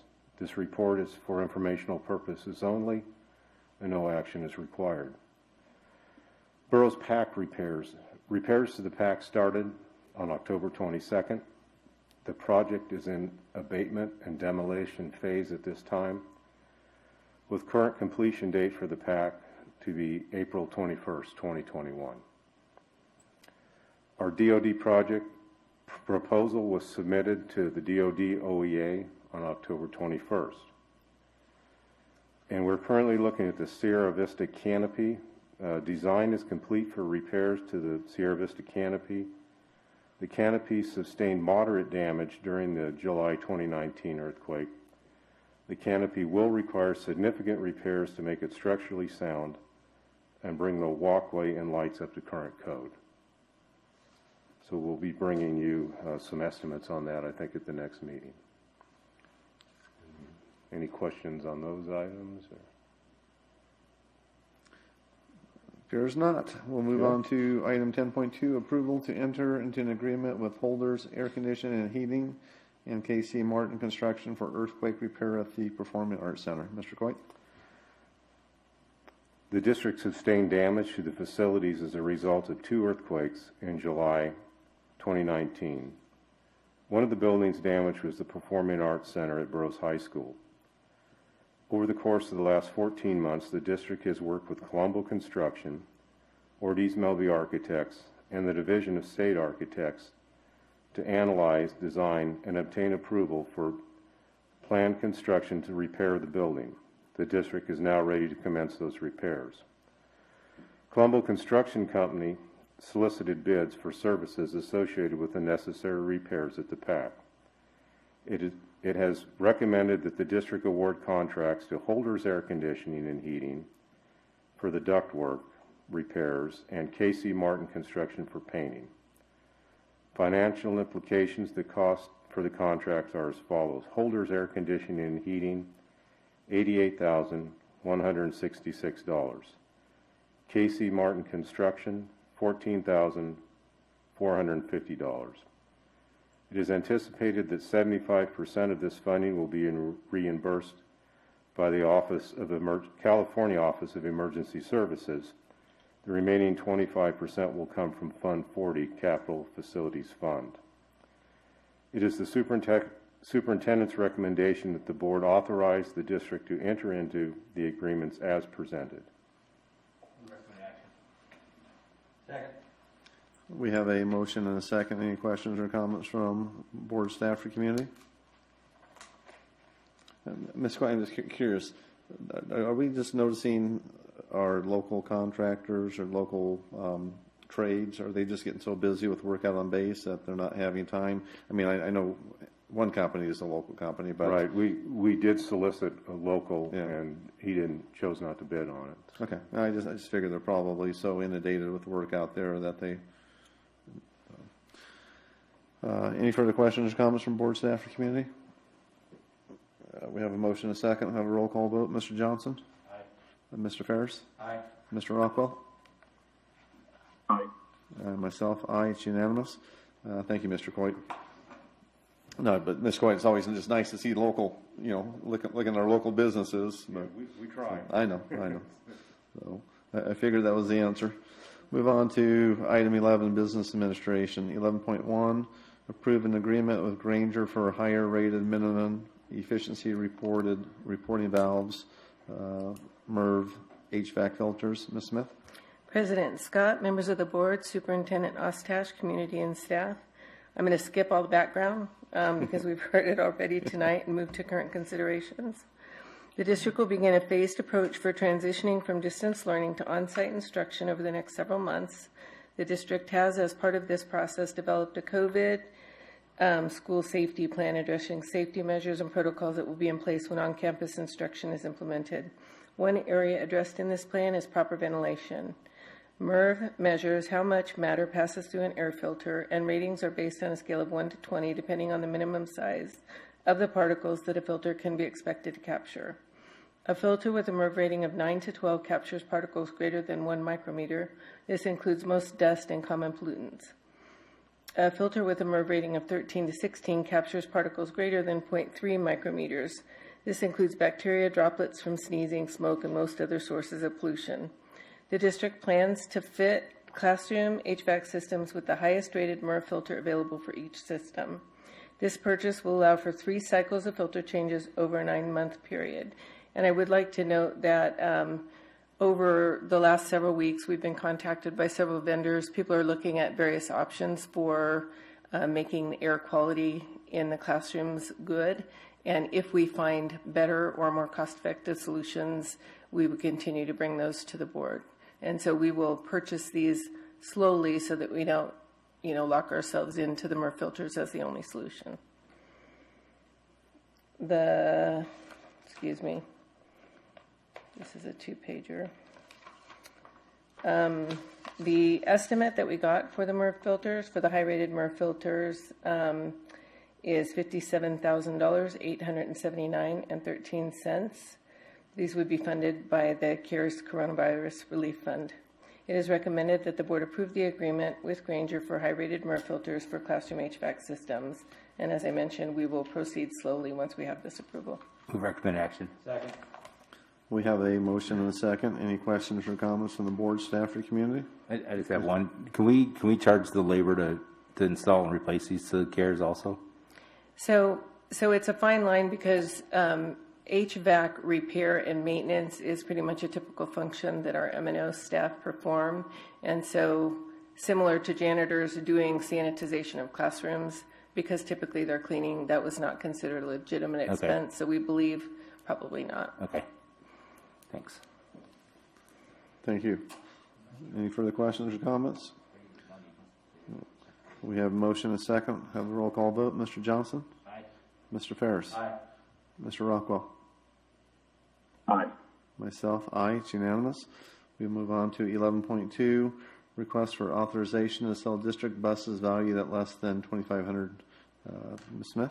So Ed Code Section 17545 and SSUSD Administrative Regulation 3270 state that the governing board may sell for cash any personal property belonging to the district if the property is not required for school purposes, or if it should be disposed of for the purpose of replacement, or it is unsatisfactory or not suitable for use.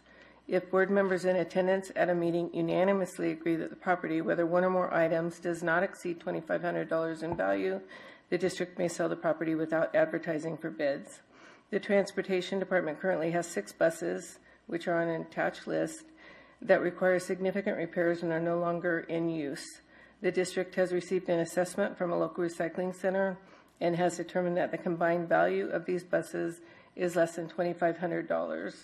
And I have some additional information in terms of why these buses are not worth $2,500, if you guys are interested in that.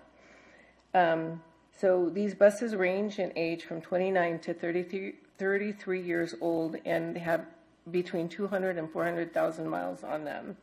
Basically, there's no market for buses of this age with this mileage on it.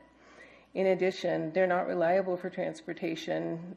Several of the buses in their last year of use broke down repeatedly with students on the buses, and it became a risk for us to have students on buses with buses that are not reliable. None of these buses will be operational in 2 years because they will no longer meet emission standards. So if we did decide to invest some money in the buses to get them running, which is not recommended, In 2 years, they would be obsolete anyway. We would not be able to continue to run the buses. Parts for 4 of the buses are no longer available. And although some districts could possibly have old buses that could be parted out, as a rule, districts don't do that because then they have old carcasses of buses sitting around their yards that have been parted out. And so it's very difficult to find even a used part market for these kind of buses. And so the cash value that we're getting for these is basically $60 a ton for scrap. And so the recycler is going to get $1,800 in scrap for these. He's offering to buy them from the district for $2,000. So selling these vehicles would be beneficial to the district in that we will be able to discontinue insurance on the vehicles. We'll no longer have to store them, and the district will get that small return on the sale. It is the superintendent's recommendation that the board unanimously determine that the buses listed on the attachment are no longer of value to the district, have a value of less than $2,500, and authorize us to sell them. Second. We have a motion and a second. Any questions or comments from the board, staff, or community? Do they tow them away too?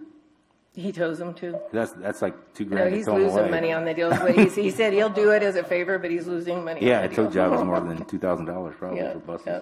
I told him he had to take them up to Burning Man. He could sell them up there. I'm sure make some money out of it. Exactly. Still got to get them there. We have a motion and a second. Roll call vote. Mr. Johnson?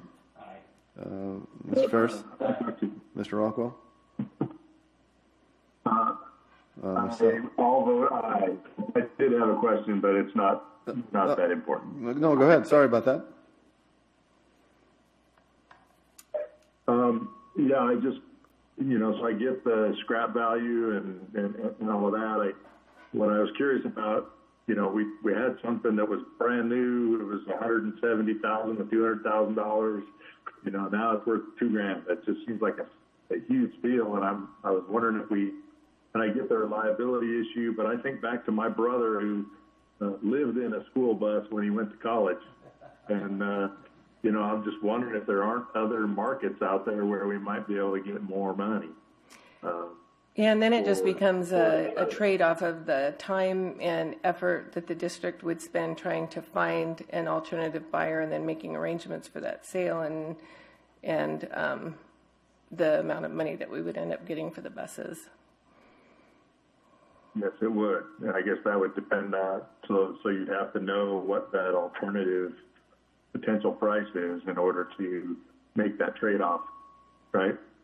So I wondered if we looked into any other alternatives, because there may be some out there. Yeah. And there may not.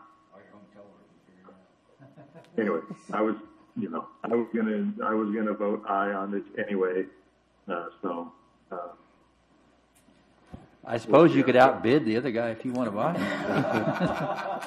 Well, I will say that our transportation director is passionate about getting rid of these buses for scrap. She's been looking at them. They're 33 years. Yeah, I'd be passionate about getting rid of the buses for the most money we could get for them, whether that's scrap or something else. And I will outbid him if I can park them all up at White Star for mine. I already have a collection. Thank you. Mr. Rockwell, your vote? Aye. Myself, aye. It's unanimous. Move on to item 11.3, request to declare various district-owned vehicles as surplus for auction by Enterprise Fleet Management. Ms. Smith. So as you may recall, in February, the board approved an agreement with Enterprise Fleet Management for leasing the district's white fleet. Under the terms of the agreement, we lease the vehicles from Enterprise and then replace existing vehicles on a 3 to 5 year cycle. Vehicles that have been replaced are taken to auction by Enterprise, allowing the district to obtain the best price possible. Funds obtained through the auction of the district vehicles are applied toward the cost of the annual leasing agreement.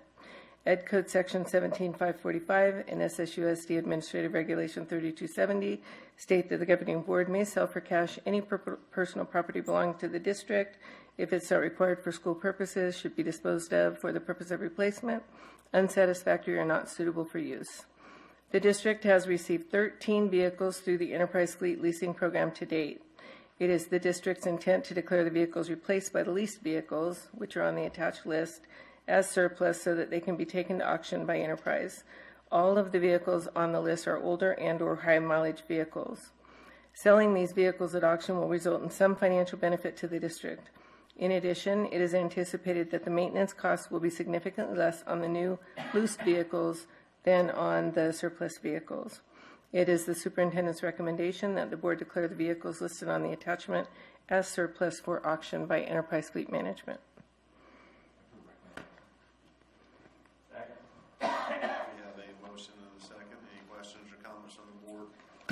We have a motion and a second. Any questions or comments from the board, staff, or community? Mr. Ferris. This isn't exactly related to the specific action, but I'm curious if our overall plan with Enterprise has been altered at all by our change in operations this year. Yeah, so what we told them is originally we had a schedule that showed that we would do, 18 vehicles this year, and then next year we would probably do 10 to 12 additional vehicles, and we advise them now that we will probably not do 10 to 12 vehicles next year. We will probably slow that down. We have 3 that are probably need to be replaced over the next year, and then we'll phase that life cycle out a bit longer than we had originally planned. So as we do that, I assume we also accept their advice, because I know some of their decisions were made on when you sell a vehicle, you're getting the best value out of it. So correct. I'm assuming that they will have all those adjustments in the plan as we and move they forward. Constantly evaluate what the value at auction is. Of all, we have a system now that maintains our fleet, and the fleet has characteristics about it, and that is evaluated quarterly by Enterprise to see if the market at auction is better than the current value of that vehicle within the district. And so that's one of the services that they provide, is constantly evaluating the value of our fleet. So it will kind of change constantly anyway. All the time. Just, okay, thank you. But slower than we had originally planned, because really we don't think that we need to be expending that level of cash next year.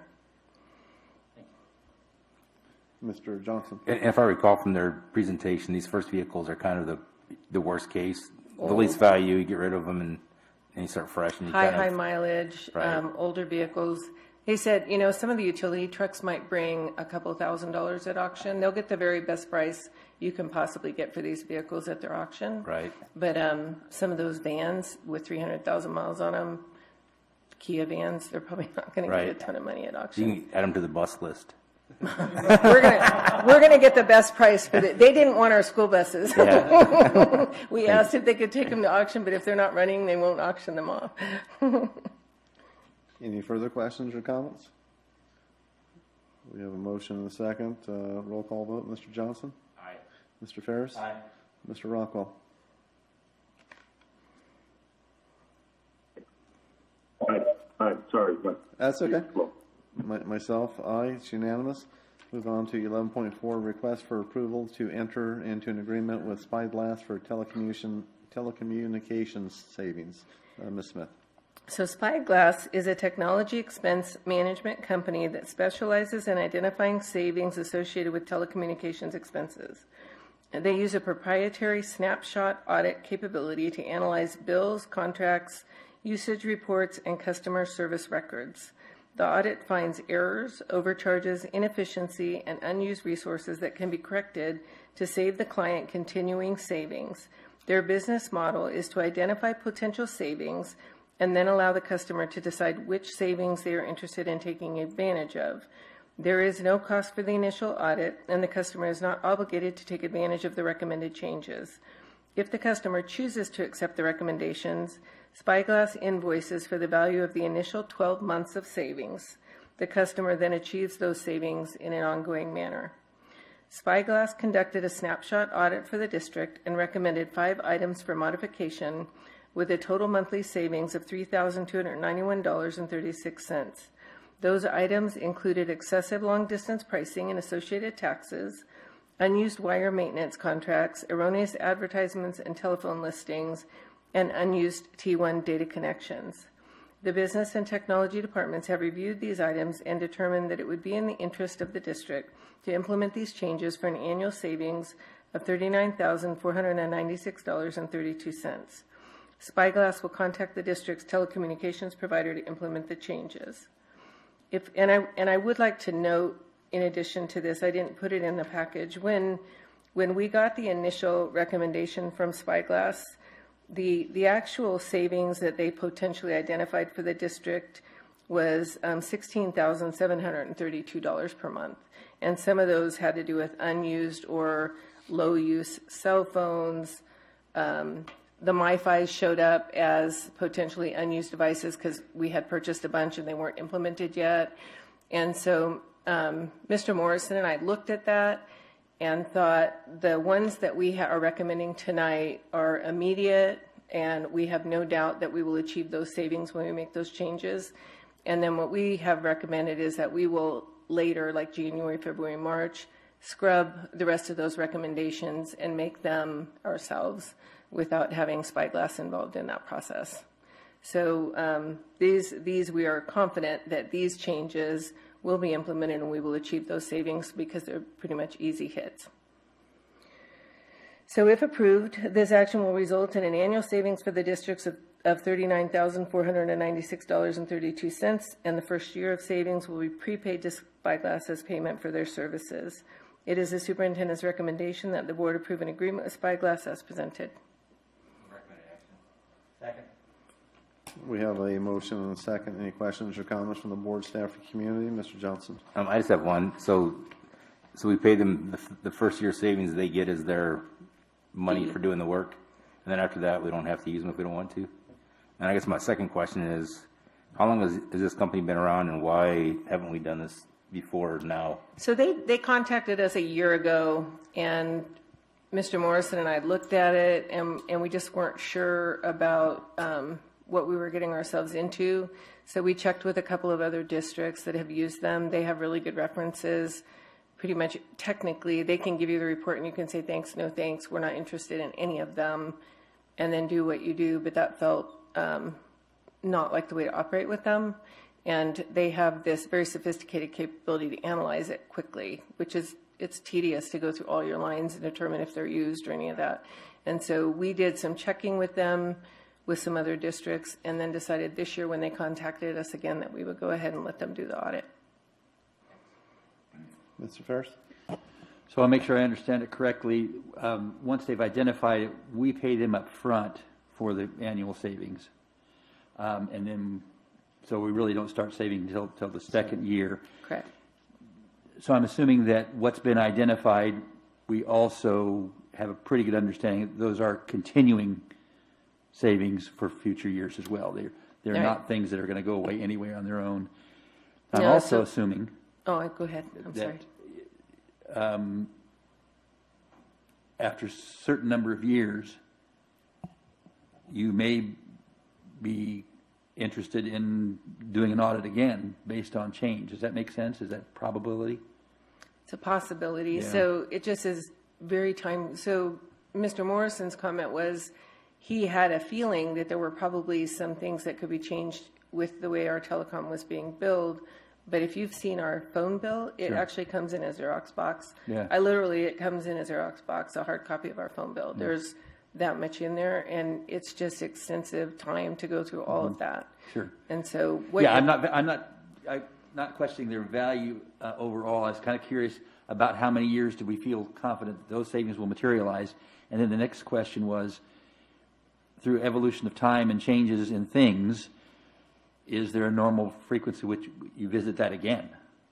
You know if that's the case. Yeah, that's a great question, and I don't have the answer to that right now, but it's logical that you would want to continue to do the audit every couple of years, especially when you've just finished, investing in a bunch of MiFis or some new kind of technology. Yeah. Okay. But we could follow up with them and see if they have kind of a return rate for customers. Yeah, just curious, because that kind of affects the computation on what your actual savings is right in the mid. So in terms of these ones that we're looking at for this particular recommendation, for example, there were two T1 lines that had been in effect a long time ago in the district and had just never been turned off. And we were still paying for those every month. And then we had advertisements in several areas of the phone books. And some of those numbers weren't even numbers in use by the district anymore. Nobody just ever followed up and got them taken out of the phone book. So what's a phone book? Yeah, what's a phone book? I know. That's what we were thinking. It's like, yeah, we're still paying that much a month to have stuff put in a phone book. Yeah. Well, and as technology improves, we get voice over IP or a bunch of other technology, the phone systems become obsolete. So and you got to stay on top of it, or you just forget if you don't scrub you just keep the paying phone your bill. You never know. Yep. But you're right. If you could pay a person full time just to look for those Keep up things. on So it. that's not effective either. So Yeah. okay, thank you. Any further questions or comments? We have a motion and a second. Roll call vote. Mr. Johnson? Aye. Mr. Sorry. First? Got excited. Yeah. Mr. Rockwell? Aye. Myself, aye, it's unanimous. Move on to 11.6, approval of resolution number 15, 2021, authorizing the district to seek grant funding from the Eastern Kern Air Pollution Control District for 2 replacement electric school buses. Ms. Smith. So the primary goal of the lower emission school bus program is to reduce school children's exposure to cancer-causing and smog-forming pollution. This has been accomplished by making funding available for bus replacement or retrofits. While the program still provides some lower emission diesel buses, it is now incentivizing school districts to replace some part of their fleet with electric buses. In order to continue to receive grant funding for replacing older higher emission buses in the district's fleet, at some point the district will have to develop a plan to replace some portion of the fleet with electric buses. SCE recently contacted the district regarding its Charge Ready Transport program. This program allows the district to install the infrastructure necessary to support a fleet of electric buses at no cost to the district. Under the terms of the program, the district must have a plan to purchase grant-funded electric buses and charging stations in order to have SCE install the necessary infrastructure at no cost. Sierra Sands has received notification from the Eastern Kern Air Pollution Control District that the district is eligible for 2 replacement electric buses this school year. A condition of the funding is that the replaced school buses must be destroyed. The district would replace the following buses with the electric buses, and they're listed there. These probably would have been sold for scrap if not replaced, but during the 6 months that it will take for the electric buses to be delivered, the district staff will develop a plan for the design and installation of the necessary charging infrastructure and present that to the board for approval. If the board does not approve that plan, the district will cancel the order for the 2 electric buses. So what we have to present to SCE is a 5 to 8 year plan by which we would, over the course of that time, put in enough charging infrastructure and acquire a fleet of 15 electric buses. And Mr. Coit and I are working on going out with a request for proposal for an architect to help us determine what that would look like and what it would potentially cost the district.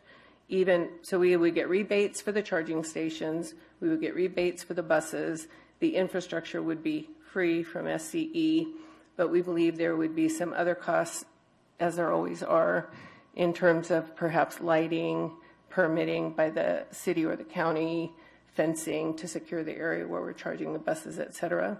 And so we would present a total estimated cost of that entire plan for approval before we would actually proceed with acquiring these 2 buses. The Eastern Kern Air Pollution Control District will pay a maximum of $400,000 per bus, and the electric buses are $423,731 each. This would be a total cost to the district of $47,462 for the 2 buses. It is the superintendent's recommendation that we adopt resolution number 15, 2021, authorizing district staff to seek grant funding from EKA PCD for 2 replacement buses and to approve payment of up to $47,462 as presented. Second. We have a motion and a second. Any questions or comments from the board? Mr. Ferris? Just out of curiosity, about how many buses do we run now? 31. And 20 of those buses will become no longer emission compliant over the next 2 years. and we will have to either retrofit them or replace them with other buses. And so Ellen's, our transportation director is starting to get very nervous about our ability to meet that requirement. Mm-hmm. And so she's been talking about electric buses for some time. The thought is the electric buses would be in town, and we would maintain emission compliant buses for field trips or long distance.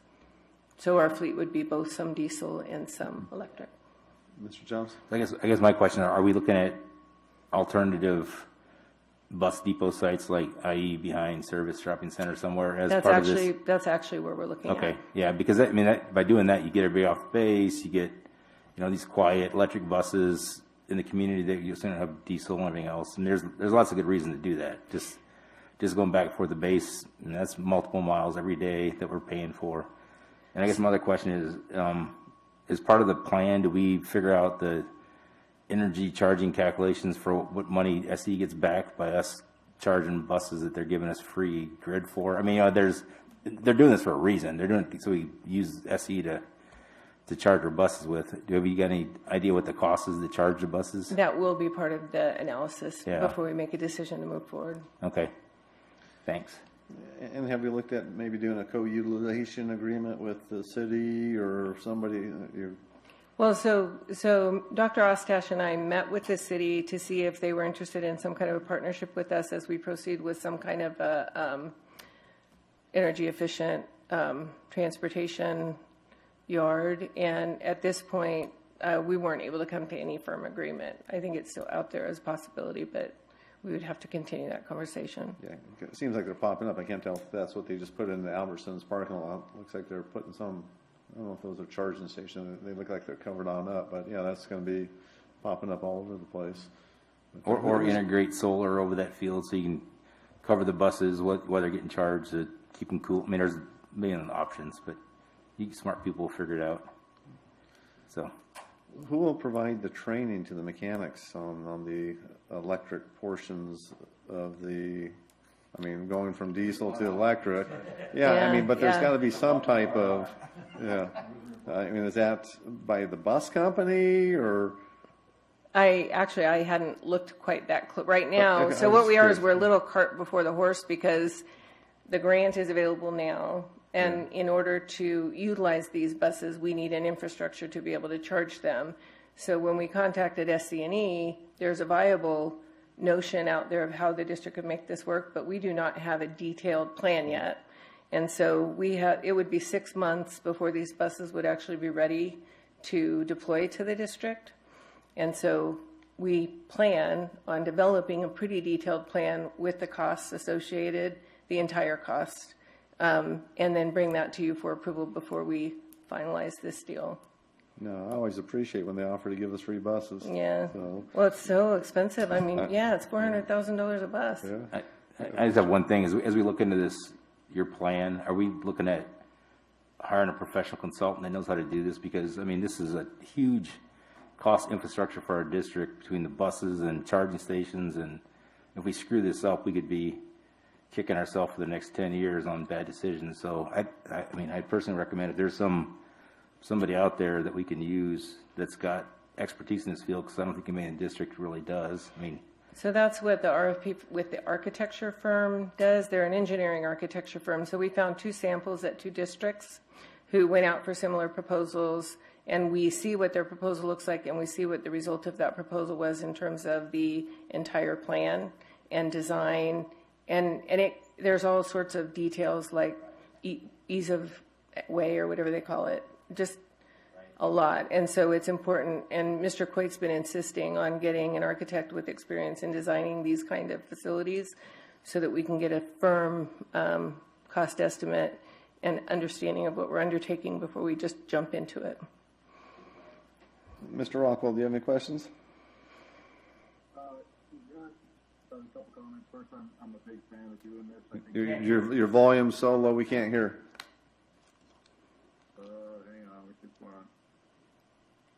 Can you hear me now? You don't have any questions? Okay. No, we can't hear you. I think he said he wanted to know if he could live in one of those electric buses.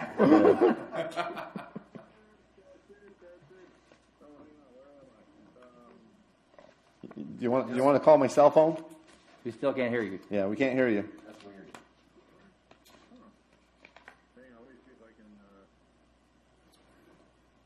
I can barely hear him.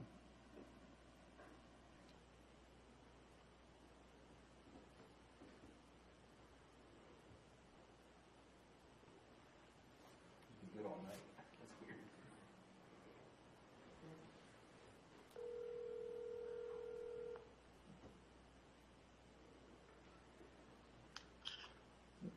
There you go.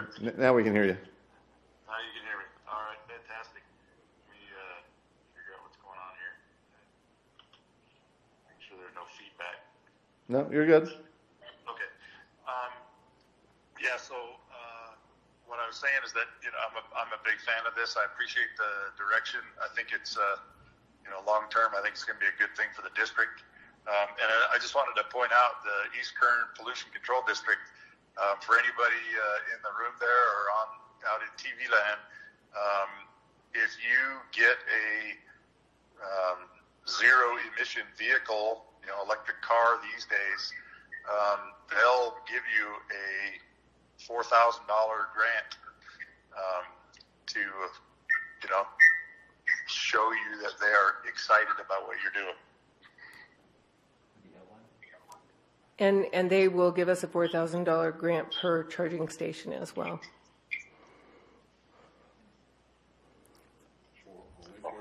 Anyway, that's all I had. Okay, cool. All right, I'm going to keep you on the phone in case you have further. Yeah, not sure. So, do we have any further questions or comments from board staff or community? Aye. Mr. Ferris? Aye. Mr. Rockwell? Mr. Rockwell? Yes, sir. And myself? Aye. Aye, it's unanimous. We will move on to 11.7, approval of elementary educational specifications for the new Richmond Elementary School. Ms. Smith. So educational specifications are a written communication from educators and administrators to the design professionals that provide a link between statements of the instructional program and the building design. The ed specs describe the school's educational goals and desired outcomes, activities that will support these goals, persons to be served, spatial relationships among and within the program areas, furnishing and technology needs, as well as special considerations for school building and grounds. In September of 2013, the district developed educational specifications for the district. Now that the district is in the early design process for the new Richmond Elementary School, it was deemed prudent to update the elementary education specs for use in the design of the new school, as well as for future requirements. Although the elementary educational specifications were developed with the new Richmond Elementary School in mind, they were developed as district-wide specifications. The educational specifications were developed by Cooperative Strategies Incorporated and an advisory team composed of staff from Richmond Elementary School, district staff, and community members. The team met several times over the course of 3 months to gather and provide the information about facility use, district and school programs, and educational goals upon which the educational specifications were based. The educational specifications will support the district's current educational goals, as well as provide the flexibility to accommodate emerging program and/or configuration changes. There are no financial implications associated with approving the educational specifications. Development of the educational specifications were a component of the facilities master plan and were included in that contract. It is recommended that the board approve the elementary educational specifications as presented. Second. We have a motion and a second. Any questions or comments from the board, staff, or community? Mr. Johnson. So this was done in September of 2013? No, the last round was done in September of 2013, and they were deemed outdated enough that we needed to redo them. Okay. Yeah, I read through it, but is there resiliency kind of stuff in it too? I didn't really read any of that language. Resiliency such as solar. Yeah, solar and battery, and I mean, kind of a sanctuary for security and all that kind of stuff. No. And that was kind of the thought that we talked about for the new facility. I don't know if that's something we want to add to this plan or. It's something that we did discuss early on with the previous skipper, and then I actually had the opportunity to meet with the new skipper and raise it again. And it's just not, it's not something that the base has the ability to support right now. He was here last year, so he would know. Yeah. And Department of Defense will only support a resiliency option as part of the grant for the new school if the command supports it, the local command. And so far, we didn't get an indication they'd be willing to endorse that. No. We'll keep trying. You know, we've been working with Sig Chichery, who's our liaison, or what's the title? Our CEO project manager. Our project manager, and we've been very. We circle back and revisit this topic regularly, and we'll stay on it. But we have tried every option we can, and they listen to us, but they haven't been able to produce any kind of official support. It's not because they don't like the idea; they just don't have any authorization to promote it. And it's not a standard. I mean, one of the things that I wonder about is just even the state requirements. If it becomes a requirement that solar is on a school site, well, then it would be supported by the grant. But to my knowledge, it's not a current requirement. So you just kind of have to see how things evolve there. Okay. Any further questions or comments? Mr. Ferris. So, impressive document, pretty comprehensive. I'm hopeful. Through our last number of years and all the projects we went through, we had a great deal of learning experiences going on, and I'm hopeful as we progress with what's before us that we're able to utilize those learning experiences in a positive way. And I'm hopeful that this document was influenced by some of those learning experiences as well. I think that's very important for us. I mean, we paid a lot for those lessons, so I'm hoping we benefit from that payment.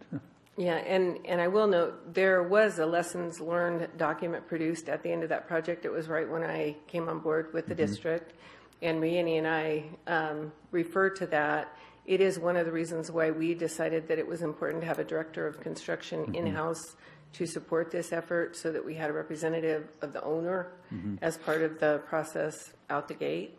And so that is one of the lessons that we learned, is that we do need to have someone from the district watching out for the district's interest in these decisions with the history associated with our facilities. I really appreciate that, and I appreciate the fact that, right now we still have a little bit of institutional memory of the event, but it's amazing how short a period of time it takes for that not to be the case. So I'm hopeful that we continue to document what kinds of, because these kinds of things are just that way. There are things that you don't know going in, and you find out, and it costs you a lot of money. And so I'm hopeful that we can maintain that history so that we don't continue to pay those prices over and over again.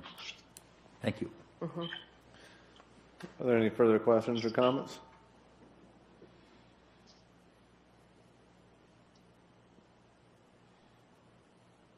Appears not. We have a motion and a second. We'll have a roll call vote. Mr. Johnson? Aye. Mr. Ferris? Aye. Mr. Rockwell? Aye. And myself, aye. It's unanimous. We will temporarily adjourn the regular meeting and move into the Intercurrent Schools Financial Authority Board of Directors meeting. Move on to item number 1, adoption of the agenda. Any changes? No changes. Item 2 is approval of minutes of the regular meeting on October 15th, 2020. Any corrections? Minutes will stand. We'll adjourn the Intercurrent Schools Financing Authority, move back into the regular meeting, move on to item 13, consent calendar. Move the consent calendar. Second. We have a motion and a second. We'll have a roll call vote. Mr. John? Question: didn't we have to approve the meetings for December in the Expo calendar? Did we do that? Is that what the adjournment for the Expo meeting was? I thought it was just, I didn't see, it was more than minutes. I didn't go back to it. Well, it says, No, it was just the minutes. okay. But yeah, I understand what you're asking. Since we did the, We don't have to set the experts in as much. Well, I think that's our organizational meeting too, so I think we probably do. I think in the past we have. Is that correct still? Grant Herndon's letter just said the regular board meeting. Okay. Okay, so as far as, Anything about X1. Okay. Then we did that. yeah, okay, I thought in the past we did, but maybe not. I can't tell you those. We'll definitely follow up on that and see if there's any urgent action. We would, Last year's November minutes and figure it out. Yeah. yeah, we'll look. And if we need to do it, we can just do a special meeting at lunchtime or something to get Yeah, it done if we have the time frame. We have a special on December 7 for a budget-related item, and I believe that would qualify us, right, for the time frame that I remember reading for the other one. So if we need to, we could use the December 7. The other was just for a regular board meeting. It's not for a board of directors or it's not the same thing. Okay. We'll follow up. I just want to make sure we. Yeah, thank you. Okay. So we have approval of minutes, no corrections. We'll adjourn the Indian Country Schools Finance Authority, move back into the regular meeting, move on to item 13, consent calendar. And I thought we had a motion. And a second. We'll have roll call vote. Mr. Johnson? Aye. Mr. Ferris? Aye. Mr. Rockwell? Aye. Myself, aye. That's unanimous. Move on to item 14, future agenda. Any future agenda items? Hearing none, we'll move into 15, adjournment, and the next regular board meeting will be on December 17th. You guys enjoy the rest of the week, and happy Thanksgiving. Thanks, Mr. Rockwell. Thank you, sir.